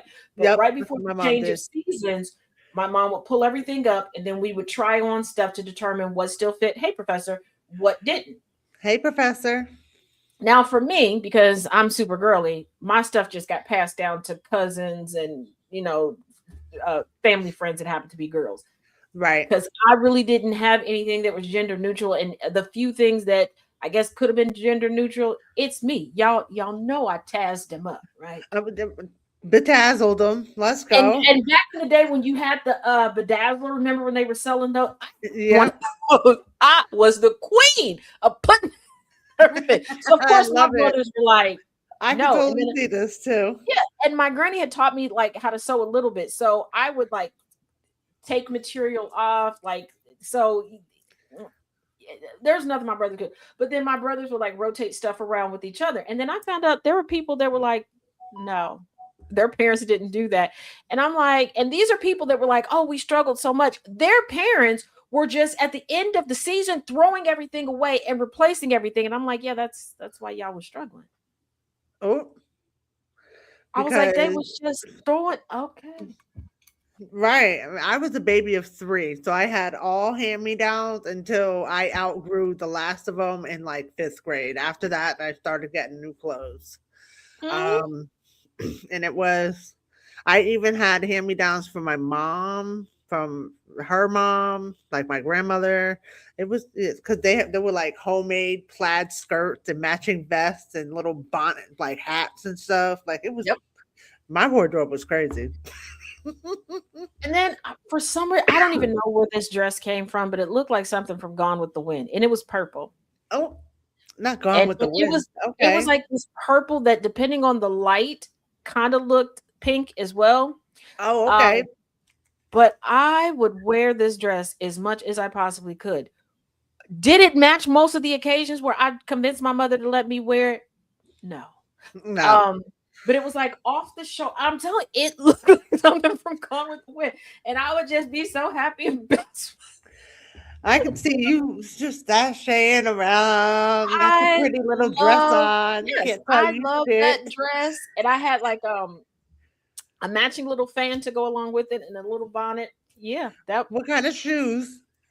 baby, listen, it depended, okay? Because I even wore this thing in the wintertime. Yes, I did. Yes, I did. I put a What kind? turtleneck on with my match. Yep, I found the turtle because my mom was a Ritz queen. Y'all remember the Ritz dye? She was a Yes. Ritz queen. She had mastered like how to get like all the shades right. So I had like a little turtleneck and a shawl that I would wear in the wintertime. So I had like these little booties in the wintertime, very Little House on the Prairie. And then Uh-uh. in the summertime, I was a saddle shoe girl. Saddle shoes were Oh, generally my school shoes, and then after the school year ended, I would still continue to wear them. did you have the pink and white ones because you love pink, or were yours black and white? I had a mixture, mostly Okay. black and white because of where we were at the time. Those were the ones that most often we could get our hands on, but ever Okay. so often they'd have the pink and white ones, and then I'd get that because most of my like school clothes and were going to be I some. was the only kid in my class that had saddle shoes on, and I thought I was the shit. And everyone It thought was I was a probably the dork, window but curtains, it DJ. is what it is. DJ, that just probably did start off as window curtains because, like I said, my granny was a sewing, knitting, and crocheting thing. Yes, Professor, it was it was well, it wasn't like the fold over turtlenecks. Remember when they started making the turtlenecks that you didn't have to fold over? So, It like was the one of mock those. turtleneck. Yeah, it was one of those. Um, and it was very smooth. Like it was almost like blouse smooth. Okay. So it blended in. It didn't look weird. It blended in. It blended in like it was part of the dress. So Okay. yeah, yeah. I went. Good thing that you brought that up, Nana J. I went from saddle shoes to penny loafers, and this is when like Esprit started to get Oh popular. my God, get out of my closet. Yes, and baby, listen, okay. I was the Esprit girly because that's when my mom started working for. Remember, I told y'all about the whole Saturday night company. My mom started working there. She started once, sometimes twice a year, going to the garment district in New York. Well, while in New York, she could get the hookup on getting me the penny loafers. I had the traditional penny loafers, and then I Oh, had virtually every color of the Esprit penny loafers, and then I'm really about to take y'all back. I'm really about to take y'all back. I also had the Eastman shoes in various colors. I had the tree torn sneakers, but the penny loafers, I remember sitting there trying to find the shiniest pennies to put them in Mm-hmm. the penny So they would be all nice. Oh my Yeah, I god. had the Eastman shoes, and for those that are not familiar with the Eastman shoes, think Sperry's. They were like the precursor to Sperry's. But baby, I had them in virtually every color that they came out. Those were my thing. Just like with the jellies, I have virtually every color of jellies. I feel like you wore a lot of Argyle socks too. Tell me you wore I did. Argyle socks. I did too. I I did. was wearing the knee highs and the plaid skirts and all that before Clueless came Mhm. out. Like I was ahead of the times. It was great. And Oh then my god, you're in my wardrobe right now. the houndstooth print. I was what was it? Like the Clueless wardrobe. That Uh-huh. was me. Like when the movie came out, I felt so vindicated. I felt so vindicated That's my because dream closet to this day. yeah, I was the Tiffany blazer type person. And I love, there's a woman on TikTok now telling people like, oh, if you have this color and this color on, throw this one in, because there was one particular outfit. My mom had this pink outfit that she paired with this maroon vest. Okay. Okay. It looks so good on her. Now, keep in mind, my mom was also a model for many years. She was 5'11", Oh, and okay. it got to a point where, Your mom was tall. yeah, proportion wise, it got to a point where I could wear this outfit of hers. Now, we had to get me a different pair of pants because of the length of the pants. I couldn't wear those, and I would love when she would let me borrow this outfit. Right. Especially the vest. Sometimes I would just wear the vest with like skirts and stuff like that because I do love a good skirt. I'm not gonna lie, I'm still a skirt girl. Mm-hmm. And there were people that doesn't match. That doesn't match. The other day, this woman came on and was like, "Yeah, if you have pink paired with this, yes, I'm vindicated." And I'm like, Years later, but you got it right. yeah, Yes. think like the Clueless type of wardrobe. That was me. Yep. And did I carry a traditional backpack? Nope. What y'all now? Jesus Christ. Oh, Hold on. I'm so irritated. oh no.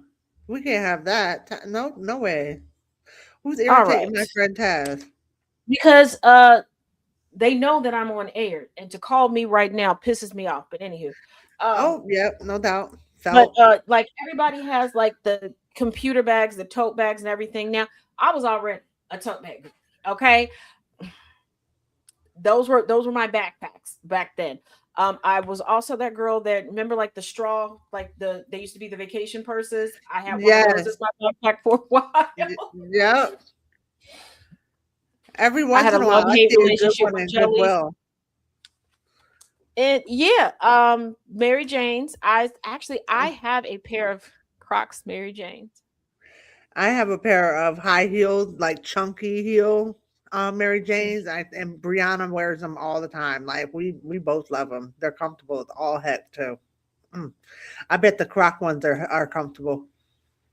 My favorite now is an A-line dress. I love a good A-line dress. I love a pleated skirt. Now, my mom, this is where we differ, but like I said, she was 5'11". She liked a Hmm. long pleated skirt, but I on like her it short looked pleated great. skirt. I like the shorter pleated skirts, but at 5'4.5", the shorter looked better on me. It, for her so Right. long. When I put it on, I look like I should be like quiet in the library. No talking in the library. Oh I don't no. look like the cool librarian. I look like the, why are you here? Wow. Okay. Damn. Don't do yourself like that. I'm Wow. Now I've always been a cardigan girly. Always, always, always. For Taz has been in my closet for the last 20 minutes. Like, were you spying on me when I was growing up? now, fun fact, there was like a 5-year period that I didn't have a winter coat as an Oh, adult. okay. Because had gotten divorced, things was like really, really tight with the kids. I did Mm-hmm. have, my baby brother had bought me a winter coat, but my oldest daughter, it was time to go get a new winter coat for her, but she liked the coat that I got, so I just gave it to her. And before you go, well, if you had the money to get her a coat, why didn't you get you one? I realized that the kids needed other stuff also. So I just took that money and got the stuff. And my one uncle had got me this University of Cincinnati black cardigan sweater. It was just black and just a little bit symbol on the sleeve at the very bottom was the UC Bearcats, right? Yep. I wore that for 5 winters straight. It was so thick. It was almost like a coat. And it wasn't until my stepmother realized like she had not seen me in a coat through some horrific winters.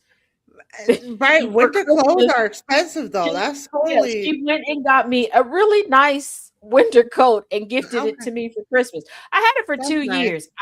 I'm sure y'all know what happened to it. Yes, my oldest daughter, once again, decided she liked it, and I'm a simp. What did I do? Here you go. But by that time, I did have other coats.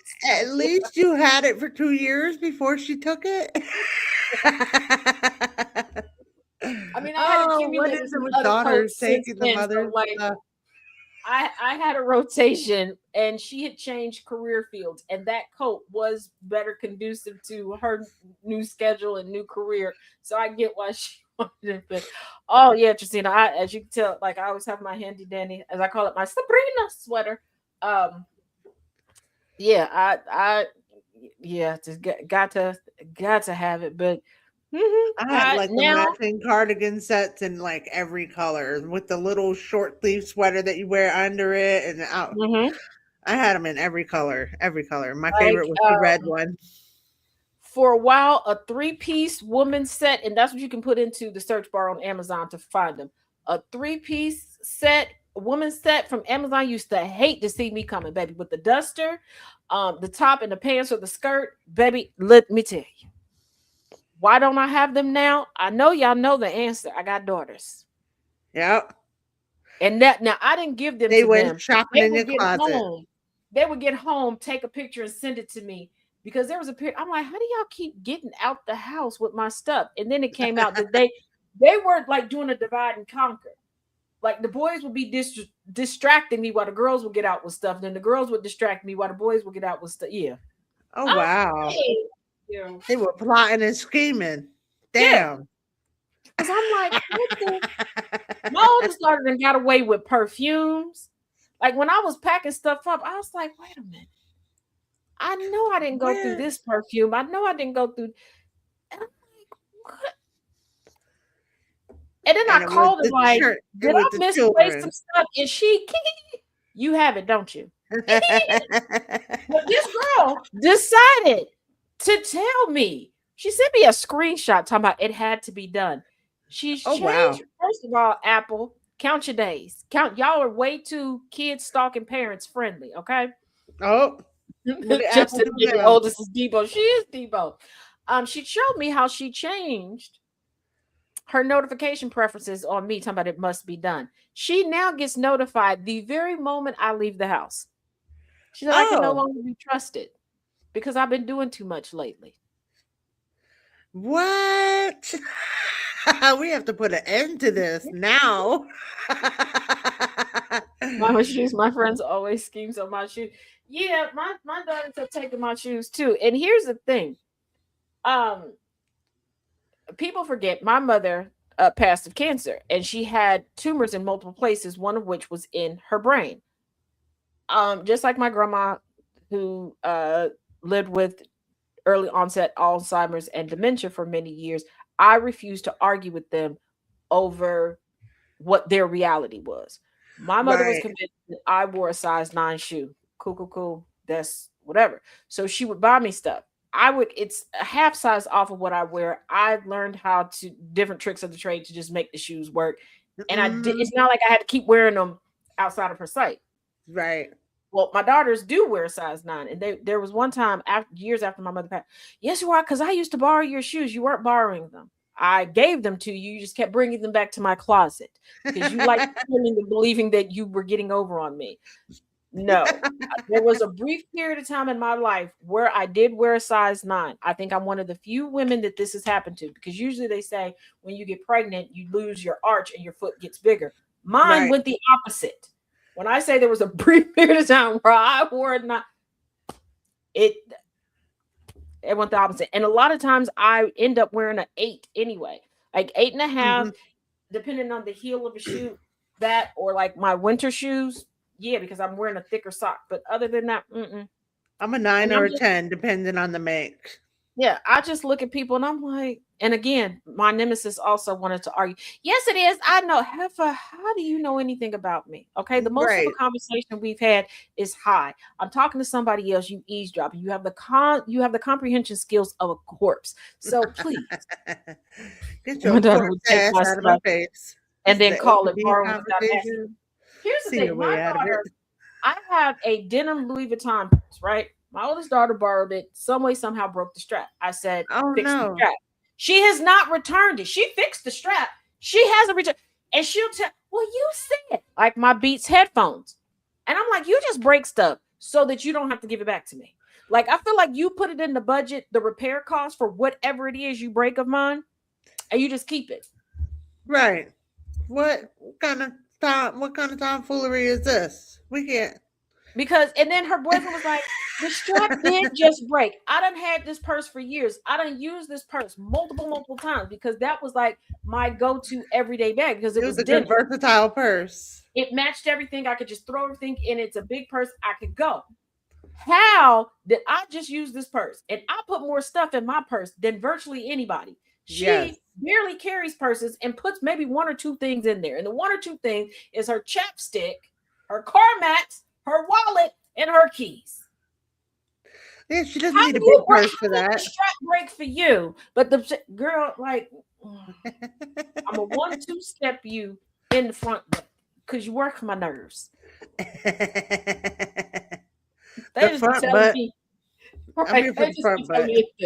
Sounds like my daughter. She likes to ramble into my room and get my perfume and hair. Yeah. Something about the daughters. They love taking the mama's stuff. Mine too. She was swinging my nerves, Nana J. That's what she was doing. Because as soon as her boyfriend chimed in, was like, yeah, it really did. But I looked at him like, you're not convincing, right? Like anytime I buy something new, Brianna goes, oh, I like what you bought for us. They don't even say us. They just go, oh, that's nice. I told you, like the stuff that I bought when I was coaching, when I finally said I'm not coaching anymore. And I didn't really lose love for coaching. I realized I'm not the coach that's needed currently. Like the last group of young ladies that I had coached them for a while. And the new girls, they don't need a coach that's also going to tutor them. They don't want a coach. Like I allowed the girls to get into choreography and start choreographing their own stuff. And I would come in and like tighten it up for them. Right. Some of these new girls, they don't want that. They want to show up, teach them the 1-2 step and they go on. I'm not the coach that's needed right now. That's fine. That is cool. I love sitting in the stands, being a spectator. I love watching on TV and not having the stress. Right. But, when I got done coaching, my girl, I want this. They were going through your coach outfits. Calling dibs. Damn.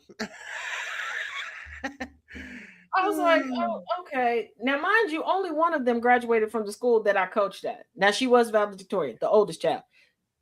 She wasn't even the one that took the jacket that actually had the stuff on it. Like that had the logo and everything on it. No, my oldest son took that because when they ordered that particular jacket for me, I don't know. Here's the thing. I don't think they just ordered X amount of this size, X amount of this size, X amount of this size. There were 2 coaches that were just in denial about their size. Right. So I ended up with this jacket that was meant for a very husky man. So I only wore it during like football season, towards the end of football season, because I would have layers on underneath it. Like for basketball, I didn't wear it because I looked like I was playing dress up in somebody's daddy closet. It was a little bit big on you. Okay. Like there was like 4 or 5 inches from the tips of my nails of the sleeves. Like I probably could have made a shot of it. And the one coach that I'm like, I'm pretty sure this is supposed to be your jacket. No, I'm not that size. Oh. When was the last time you had an eye exam? Because I see you. Do you see you, sir? You are a giant. Is supposed to be yours. Right. I'm like, I'm pretty sure you were the giant that Jack tried to outrun coming down the beanstalk, sir. What do you mean? I would ask Mom, are you going to wear that or can I wear it? They see, at least y'all kids are asking. But I can't tell you how many times we've been at family events and I'm like, wait a damn minute, that is mine. Are you sure it's your? Or they'll hit me with you said I could have it. No, I didn't. I didn't even tell you I had it. How did you get what? That was upstairs. When did you end up upstairs? Like, no. Tucked away deep in the closet. They went rummaging, okay? Like I have one pink jacket. It's like a rain jacket that folds up and it folds up into like a little pouch that you can just put in your purse. Yep. I don't have it anymore. I had it the very first time I came up here to Chicago. We met up with my youngest daughter. Oh, I love a purse. I love a jacket that does that. Oh, I she's take got it it off. now. It's a little warm. We get back to the house and I realize I don't have it. I call her. Oh, that was such a lovely gift that you gave me. What? Oh. Your gift was dinner. What do you know what? I'm gonna just write y'all out of the wheel. She She's like, took her well, own gift bag. yeah, she was like, well, when you die, what you gonna do with I learned from Leona Helmsley. I'm gonna leave it to the dog. That's what I'm gonna do. You see your stuff walking away with your kids. Exactly. I'm like, I tell my kids all the time, I'm leaving everything to charity. And I didn't name not one of y'all charity. My stepdaughter tries to cure her depression in my closet and on my dress. You know what? I used to do that with my granny. I did. But see, here's the thing. My granny was the queen of buying multiple things in the same color, same, like multiple of the same thing, and wouldn't know. So I would go, I'd be like, wow. Granny, do you have blah, blah, blah that I can borrow? I would never bring it back because she wouldn't realize it was missing because she had 3 other ones in there, same color, same style, same everything. And then when she would see me wearing it, she's like, I got one just like that. I know. I took it from where I got it from. She's like, where you been shopping at lately? Your closet. One time she told me, she's like, I thought you said you're broke. I am. How you get a new dress? You are how I got a new dress. Thank you, by the way. Now, if there was like a holiday or a special occasion coming up, I was cool because I was my mother's Bratz doll. And she would tell people, come on, we're going shopping. She'd like to dress you up. Yes, okay. People like, you let your mom dress you? Ma'am, I'm broke. Free outfit. It's a free outfit. Yes, ma'am. Yeah, and I'm like, and she has good taste. And I'm like, but doesn't she like dress you like her still? Yes.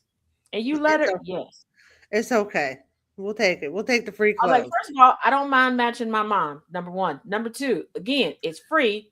3, she has good taste. And it takes the anxiety off of me because do I have in my mind a look that I want to go for? Yes. Yes. Do I get anxiety looking for like how to put it together? And do I often think like it's a skirt and a top where really it's like a dress out there? Also, yes. Mm-hmm. So I'm like, yeah. Like if somebody's willing to be like, hey, Taz, tell me what you want. And I tell them, and they're like, okay, we found it. Here you go. I am eternally grateful, especially when it's somebody who knows me well enough where I can just go, hey, I want X, Y, and Z, and they find it. Like, haha, yeah, like I'm not doing that. My mom tried to keep us dressed from the 1920s. You know what? I would, your mom and I would have gotten along, Nana J, because there was a period in time. My mom used to tell me that I should have been born during the Harlem Renaissance, that the 1920s fashion, I just couldn't find enough of the pieces at the time. Mm-hmm. That was my thing.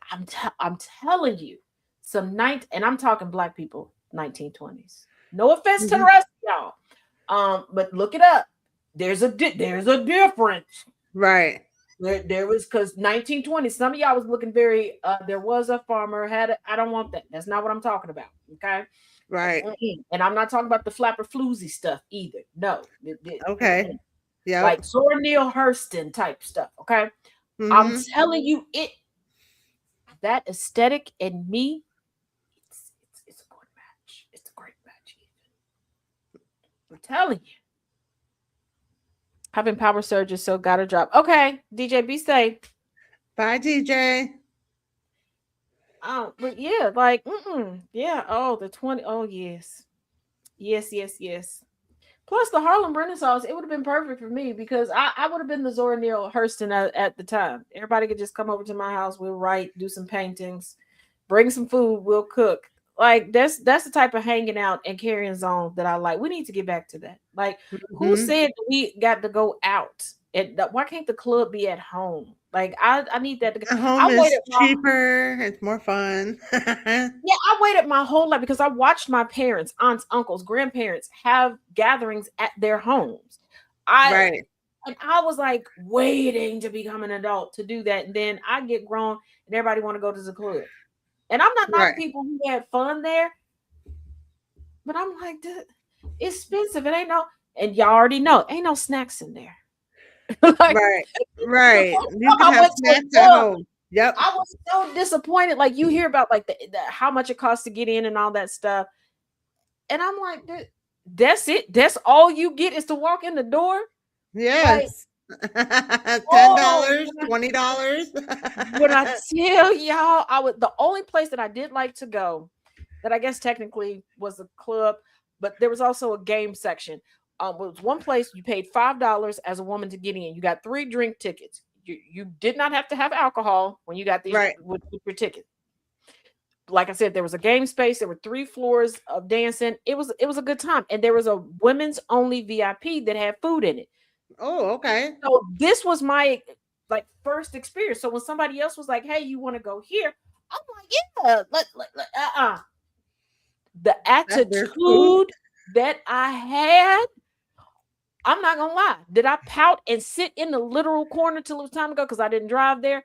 Yes, I did. Oh, I was mad, and it was $15 to get into that place. Oh, I was mad because I'm thinking, oh, if it's $15, the food has to be better. We're gonna get, No food.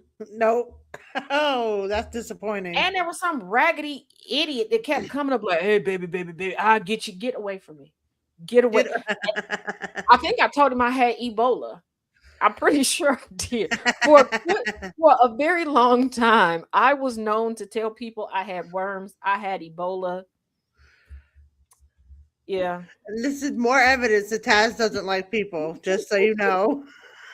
Okay? Like, she was Yeah. telling people she had literal worm to get them away from her. Right. Because I was just, please don't touch me. I told somebody that I was married to a sister cousin. Why sister cousin? I don't know. That's just what popped in my head, and I ran with it for like a year and a half. Um, The sister cousin marriage. Wow. I t- That's interesting. for 4 months, I took a temporary job working for a bank in their IT department in their office building, right? Mm-hmm. And it was just like to get money for there was like 4 different sports camps that the kids wanted to go to, and Christmas and everything was coming up, so I just needed extra money. And there was one person that kept trying to flirt with that kept trying to flirt with me. I'm not a good liar. I'm not a good liar. I was so panicked and I wanted this person to leave me alone, and nothing else worked. And I told them I was in witness protection because I was the secret mistress to a mob boss. You had to stay undercover. Leave me Fact alone. that they believed that was far more disturbing than the fact, because I was like, I was running out of excuses, and I was like, "Ugh."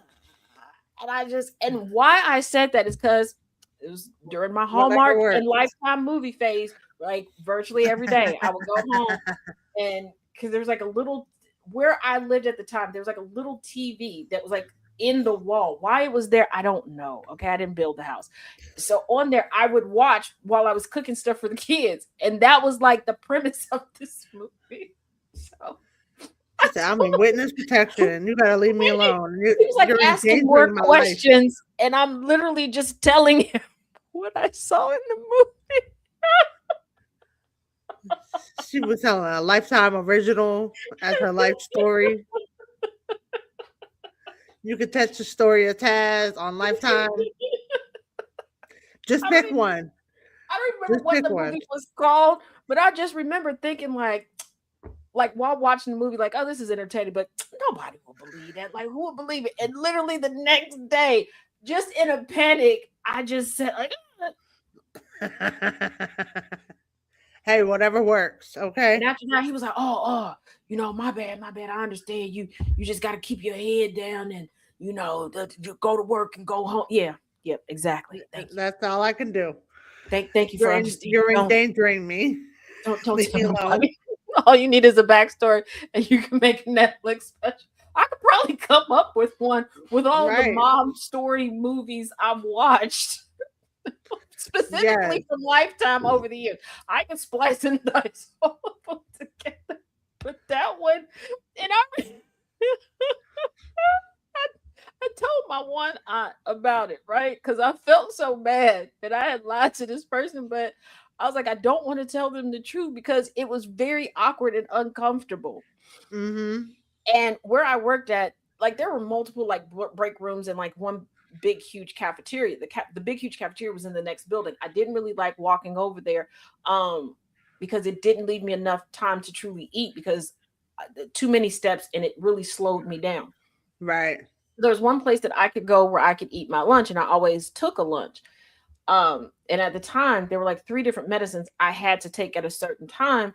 So I'm like, this is better. And he would sit in there, and I'm like, this is getting very uncomfortable. And we would be the only 2 a lot of times in this room, and it was all the way to the back of this building. So I'm like, I don't want him to. I don't think he would do anything at work, but hey, the moment you think that, something happens. So I told my never aunt, know. She was like, she's like, that's what you came up with. I was like, well, it was in the movie. She's like, was that the last thing you watched? Yeah. I was like, because after I ate dinner, I didn't watch anything else because there was what was it? Hip Hop Harry. After we got done eating dinner, there was like 2 episodes of Hip Hop Harry that would come on because that's what the kids would watch. Then they'd get baths, and then we'd end our night. So then I would go to sleep. I was like, well, it was either that or tell them what happened in the Hip Hop Harry. Right. my aunt was like, whatever worked. Whatever worked. But she wasn't no better. She was like, well, if he comes back and he has any questions, just call me and I'll pretend to be your agent. Like she will help you out. Okay. I love it. But I did. I felt so bad. Like, and I'm so nerdy. I was like, am I going to hell for lying? Mind you, I'm grown with kids, okay? I am grown with kids. This man has been harassing me, and I'm concerned I'm about to go to hell. She's like, I'm about to go to hell by lying. Right. I don't got time for this shit. It now, but at the time, it was bad. It was so bad. I was just, I'm going to hell. Hey, but it worked. So, you get points for being clever. It worked. Yeah. You shook them off. I was afraid to tell my daddy because my daddy kept saying, something, you okay? Something seems to be bothering you. I'm fine. Like, I want to tell my daddy, the reverend, like, I lied. Like, which, looking back, he would have understood. He probably would have got his brothers and showed up at my job, like, leave her alone. Right. Would have been better, but probably didn't need that either. But my goofy behind the scenes. There was another time somebody, I was waiting for the bus. There was one bus that I could successfully ride, okay? Because where I worked, it was like a straight shot down just like this long major street, right? Yep. So I got on one end, and where I needed to get off is where the bus ended. So it was very easy. But I was waiting for the bus. I got there a little ahead of time. It was a great day. Everything was like going good. This guy comes up. Hey, what's your name? Oh.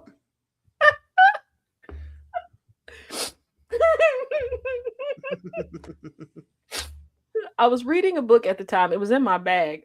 And I blurted out, Judy Blume. Judy Blume. Not good old Judy Blume. Okay. You didn't just get that off the book inside your bag, did you now, Taz? Yes. Okay, like, you ever been like waiting for like a bus or a ride or whatever, and you're like, oh, I got some time, and you have like a book or something, maybe a magazine in your bag, and you go to look in it. So I'm holding it like open to look down. He goes, hey, what's your name? And he's walking close to me, and I'm looking at Judy Bloom. Judy Bloom. Did he fall for it? Yeah, I don't think he knew that she was an author. Must not be a But reader. I said it with like confidence, like. Ways you can tell the person's a reader or not. He didn't know Judy Bloom was totally made up, totally famous author. And I guess he didn't like the name Judy because like his face like scrunched up, like, oh, okay, well, you have a nice day. Oh, Judy? Judy is that's kryptonite? Good to know. I'm gonna use that again later. Judy Bloom. I'm telling you. It And my worked. one cousin, they would just look at me like, what is wrong with you? They were like, it's okay to let people talk to you. I'm aware. Because this particular cousin is the one that used to work security at the gay club. And sometimes I would tag along with them when we were roommates. And they were like, why are you always sitting at the bar? Because I would sit at the bar drinking coffee with this old white dude. Yeah. And this old white dude, he really didn't live in the area full time. He was coming in and out for business. And he was like, it was the one place where he did like the music that was there. And he was afraid of just staying in and staying to himself, that, you know, he felt either, safe. yeah, get irritated with people or whatever. He's like, I want to socialize, but I don't. And I was sitting and chit chat with him. My cousin was like, you can talk to other people. No. It's like, you tell everybody else in here you got worms, but not him. It's Yes. okay. And he was like, you're at a bar drinking coffee. Yes. Coffee's good. I mean, hey. He walked Whatever. away. He came back. The old white dude had left. And I heard the bartender go, I don't know. And my cousin comes over and goes, did you pull a book out? You got an awful lot of questions for somebody who's supposed to be at the door doing security. Right? First of Why all, are you you worried supposed about to me? check- You gotta watch And I told him, I everybody. said, first of all, you were supposed to check my bag before I got in here. You didn't see the book? It's big. It's in there. Yeah, after that, he was like, just stay home. Because he only had me go, like, periodically to go check the women's bathroom. Mm-hmm. After that, he was like, you can just stay home. Okay. we don't need you.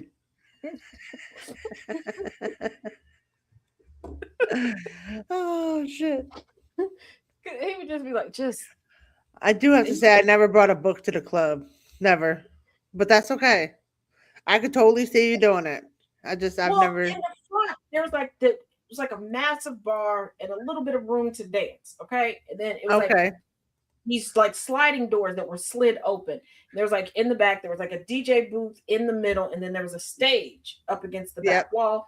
Then there was like a patio outdoor space. So most of the people were on the other side. I had to stay up by where the bathrooms were. Plus, if I went in the back, I couldn't hear anything. Like, right. I could crank up my hearing aid to the top degree. I still couldn't hear anything. Because with the patio part open and traffic going past and then the music, I couldn't. So it was just way too much noise. So I would just sit up front, and it really wouldn't be the handful of bartenders up there would be there, and me. That's when I learned what a Shirley Temple was. Oh, those are fun. My daughter Yes. loves those.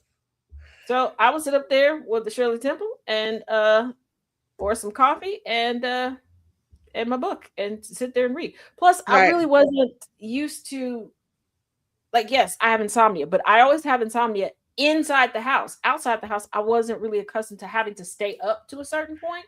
Right. So yeah, we're gonna call this story time with Taz. Yeah.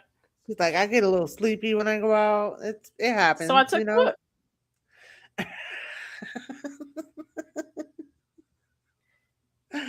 Oh shit. They would just look at me like. And one time there was She bought a somebody book. who claimed that I was that I had cussed them out and tried to start a fight. My cousin was like, That the is one not person in Taz. here that don't want nobody to touch them or bother them. Okay. Right? Like that is not giving Taz, but we don't believe that. They're like, so just out of the blue, she just popped up and went off on you. Yeah.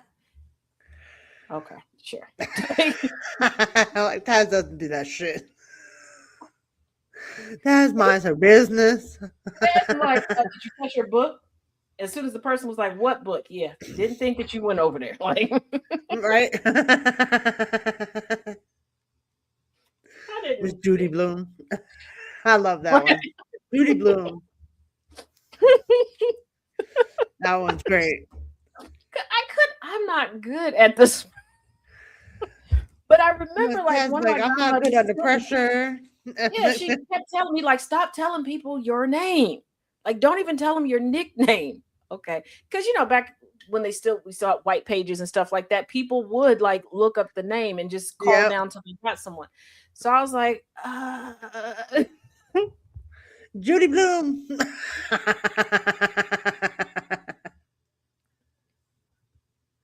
I always went with Jennifer White. I have no idea, but that was like my fake name. Whenever I was getting in trouble or doing shit I wasn't supposed to be doing, and it was, what's your name? Jennifer White?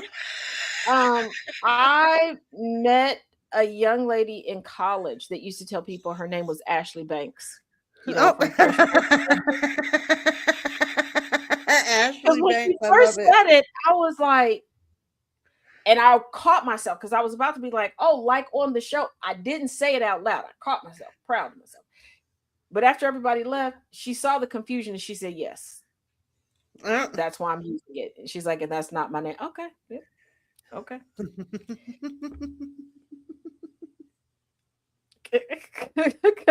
Like it caught me because I was like, what? Okay. But that takes us to the end of today's Talk About It Tuesdays. As always, much fun with Smokin Hot Mess Jess. It was a good time, as always. Thank you for everybody coming. Moment to who saw during this. Mine was Penelope. Every once in a while, I changed mine to Samantha, but it was either Jennifer or Samantha. Check my mail. Oh, okay, Trisina. Okay. So thank you, guys. Do not forget, tomorrow is Wisdom Wednesday. In case you missed the Villain's View, I will be joined tomorrow by my good sis, Dread in Path. Yes. So she's on the vacation. Yes, she's. Mine is Michelle. Oh, nice. Okay. So yeah, we're gonna do that. And even though we did do fun news yesterday, we will still have the traditional fun news Friday on Friday, and there's a new segment that is going to be added on that I think you all will really enjoy. I hope y'all will really enjoy. Y'all will tell me if you don't, because one thing I know, y'all not gonna let this become a dud. Also, anybody from Villains. I can talk. I know I can. From Villains Guild or Outcast Nation, please get with myself or Smokin Hot Mess Jess to report your steps, please. And other than that, I'm gonna say 7:15 Eastern, because I need to get a newsletter done and out. So we're going to shoot for 7:15 for learning through literature tonight. And tonight is Not My Type by E. Jean Carroll. Okay. All right. So as always, each one. Bye. And, y'all be good.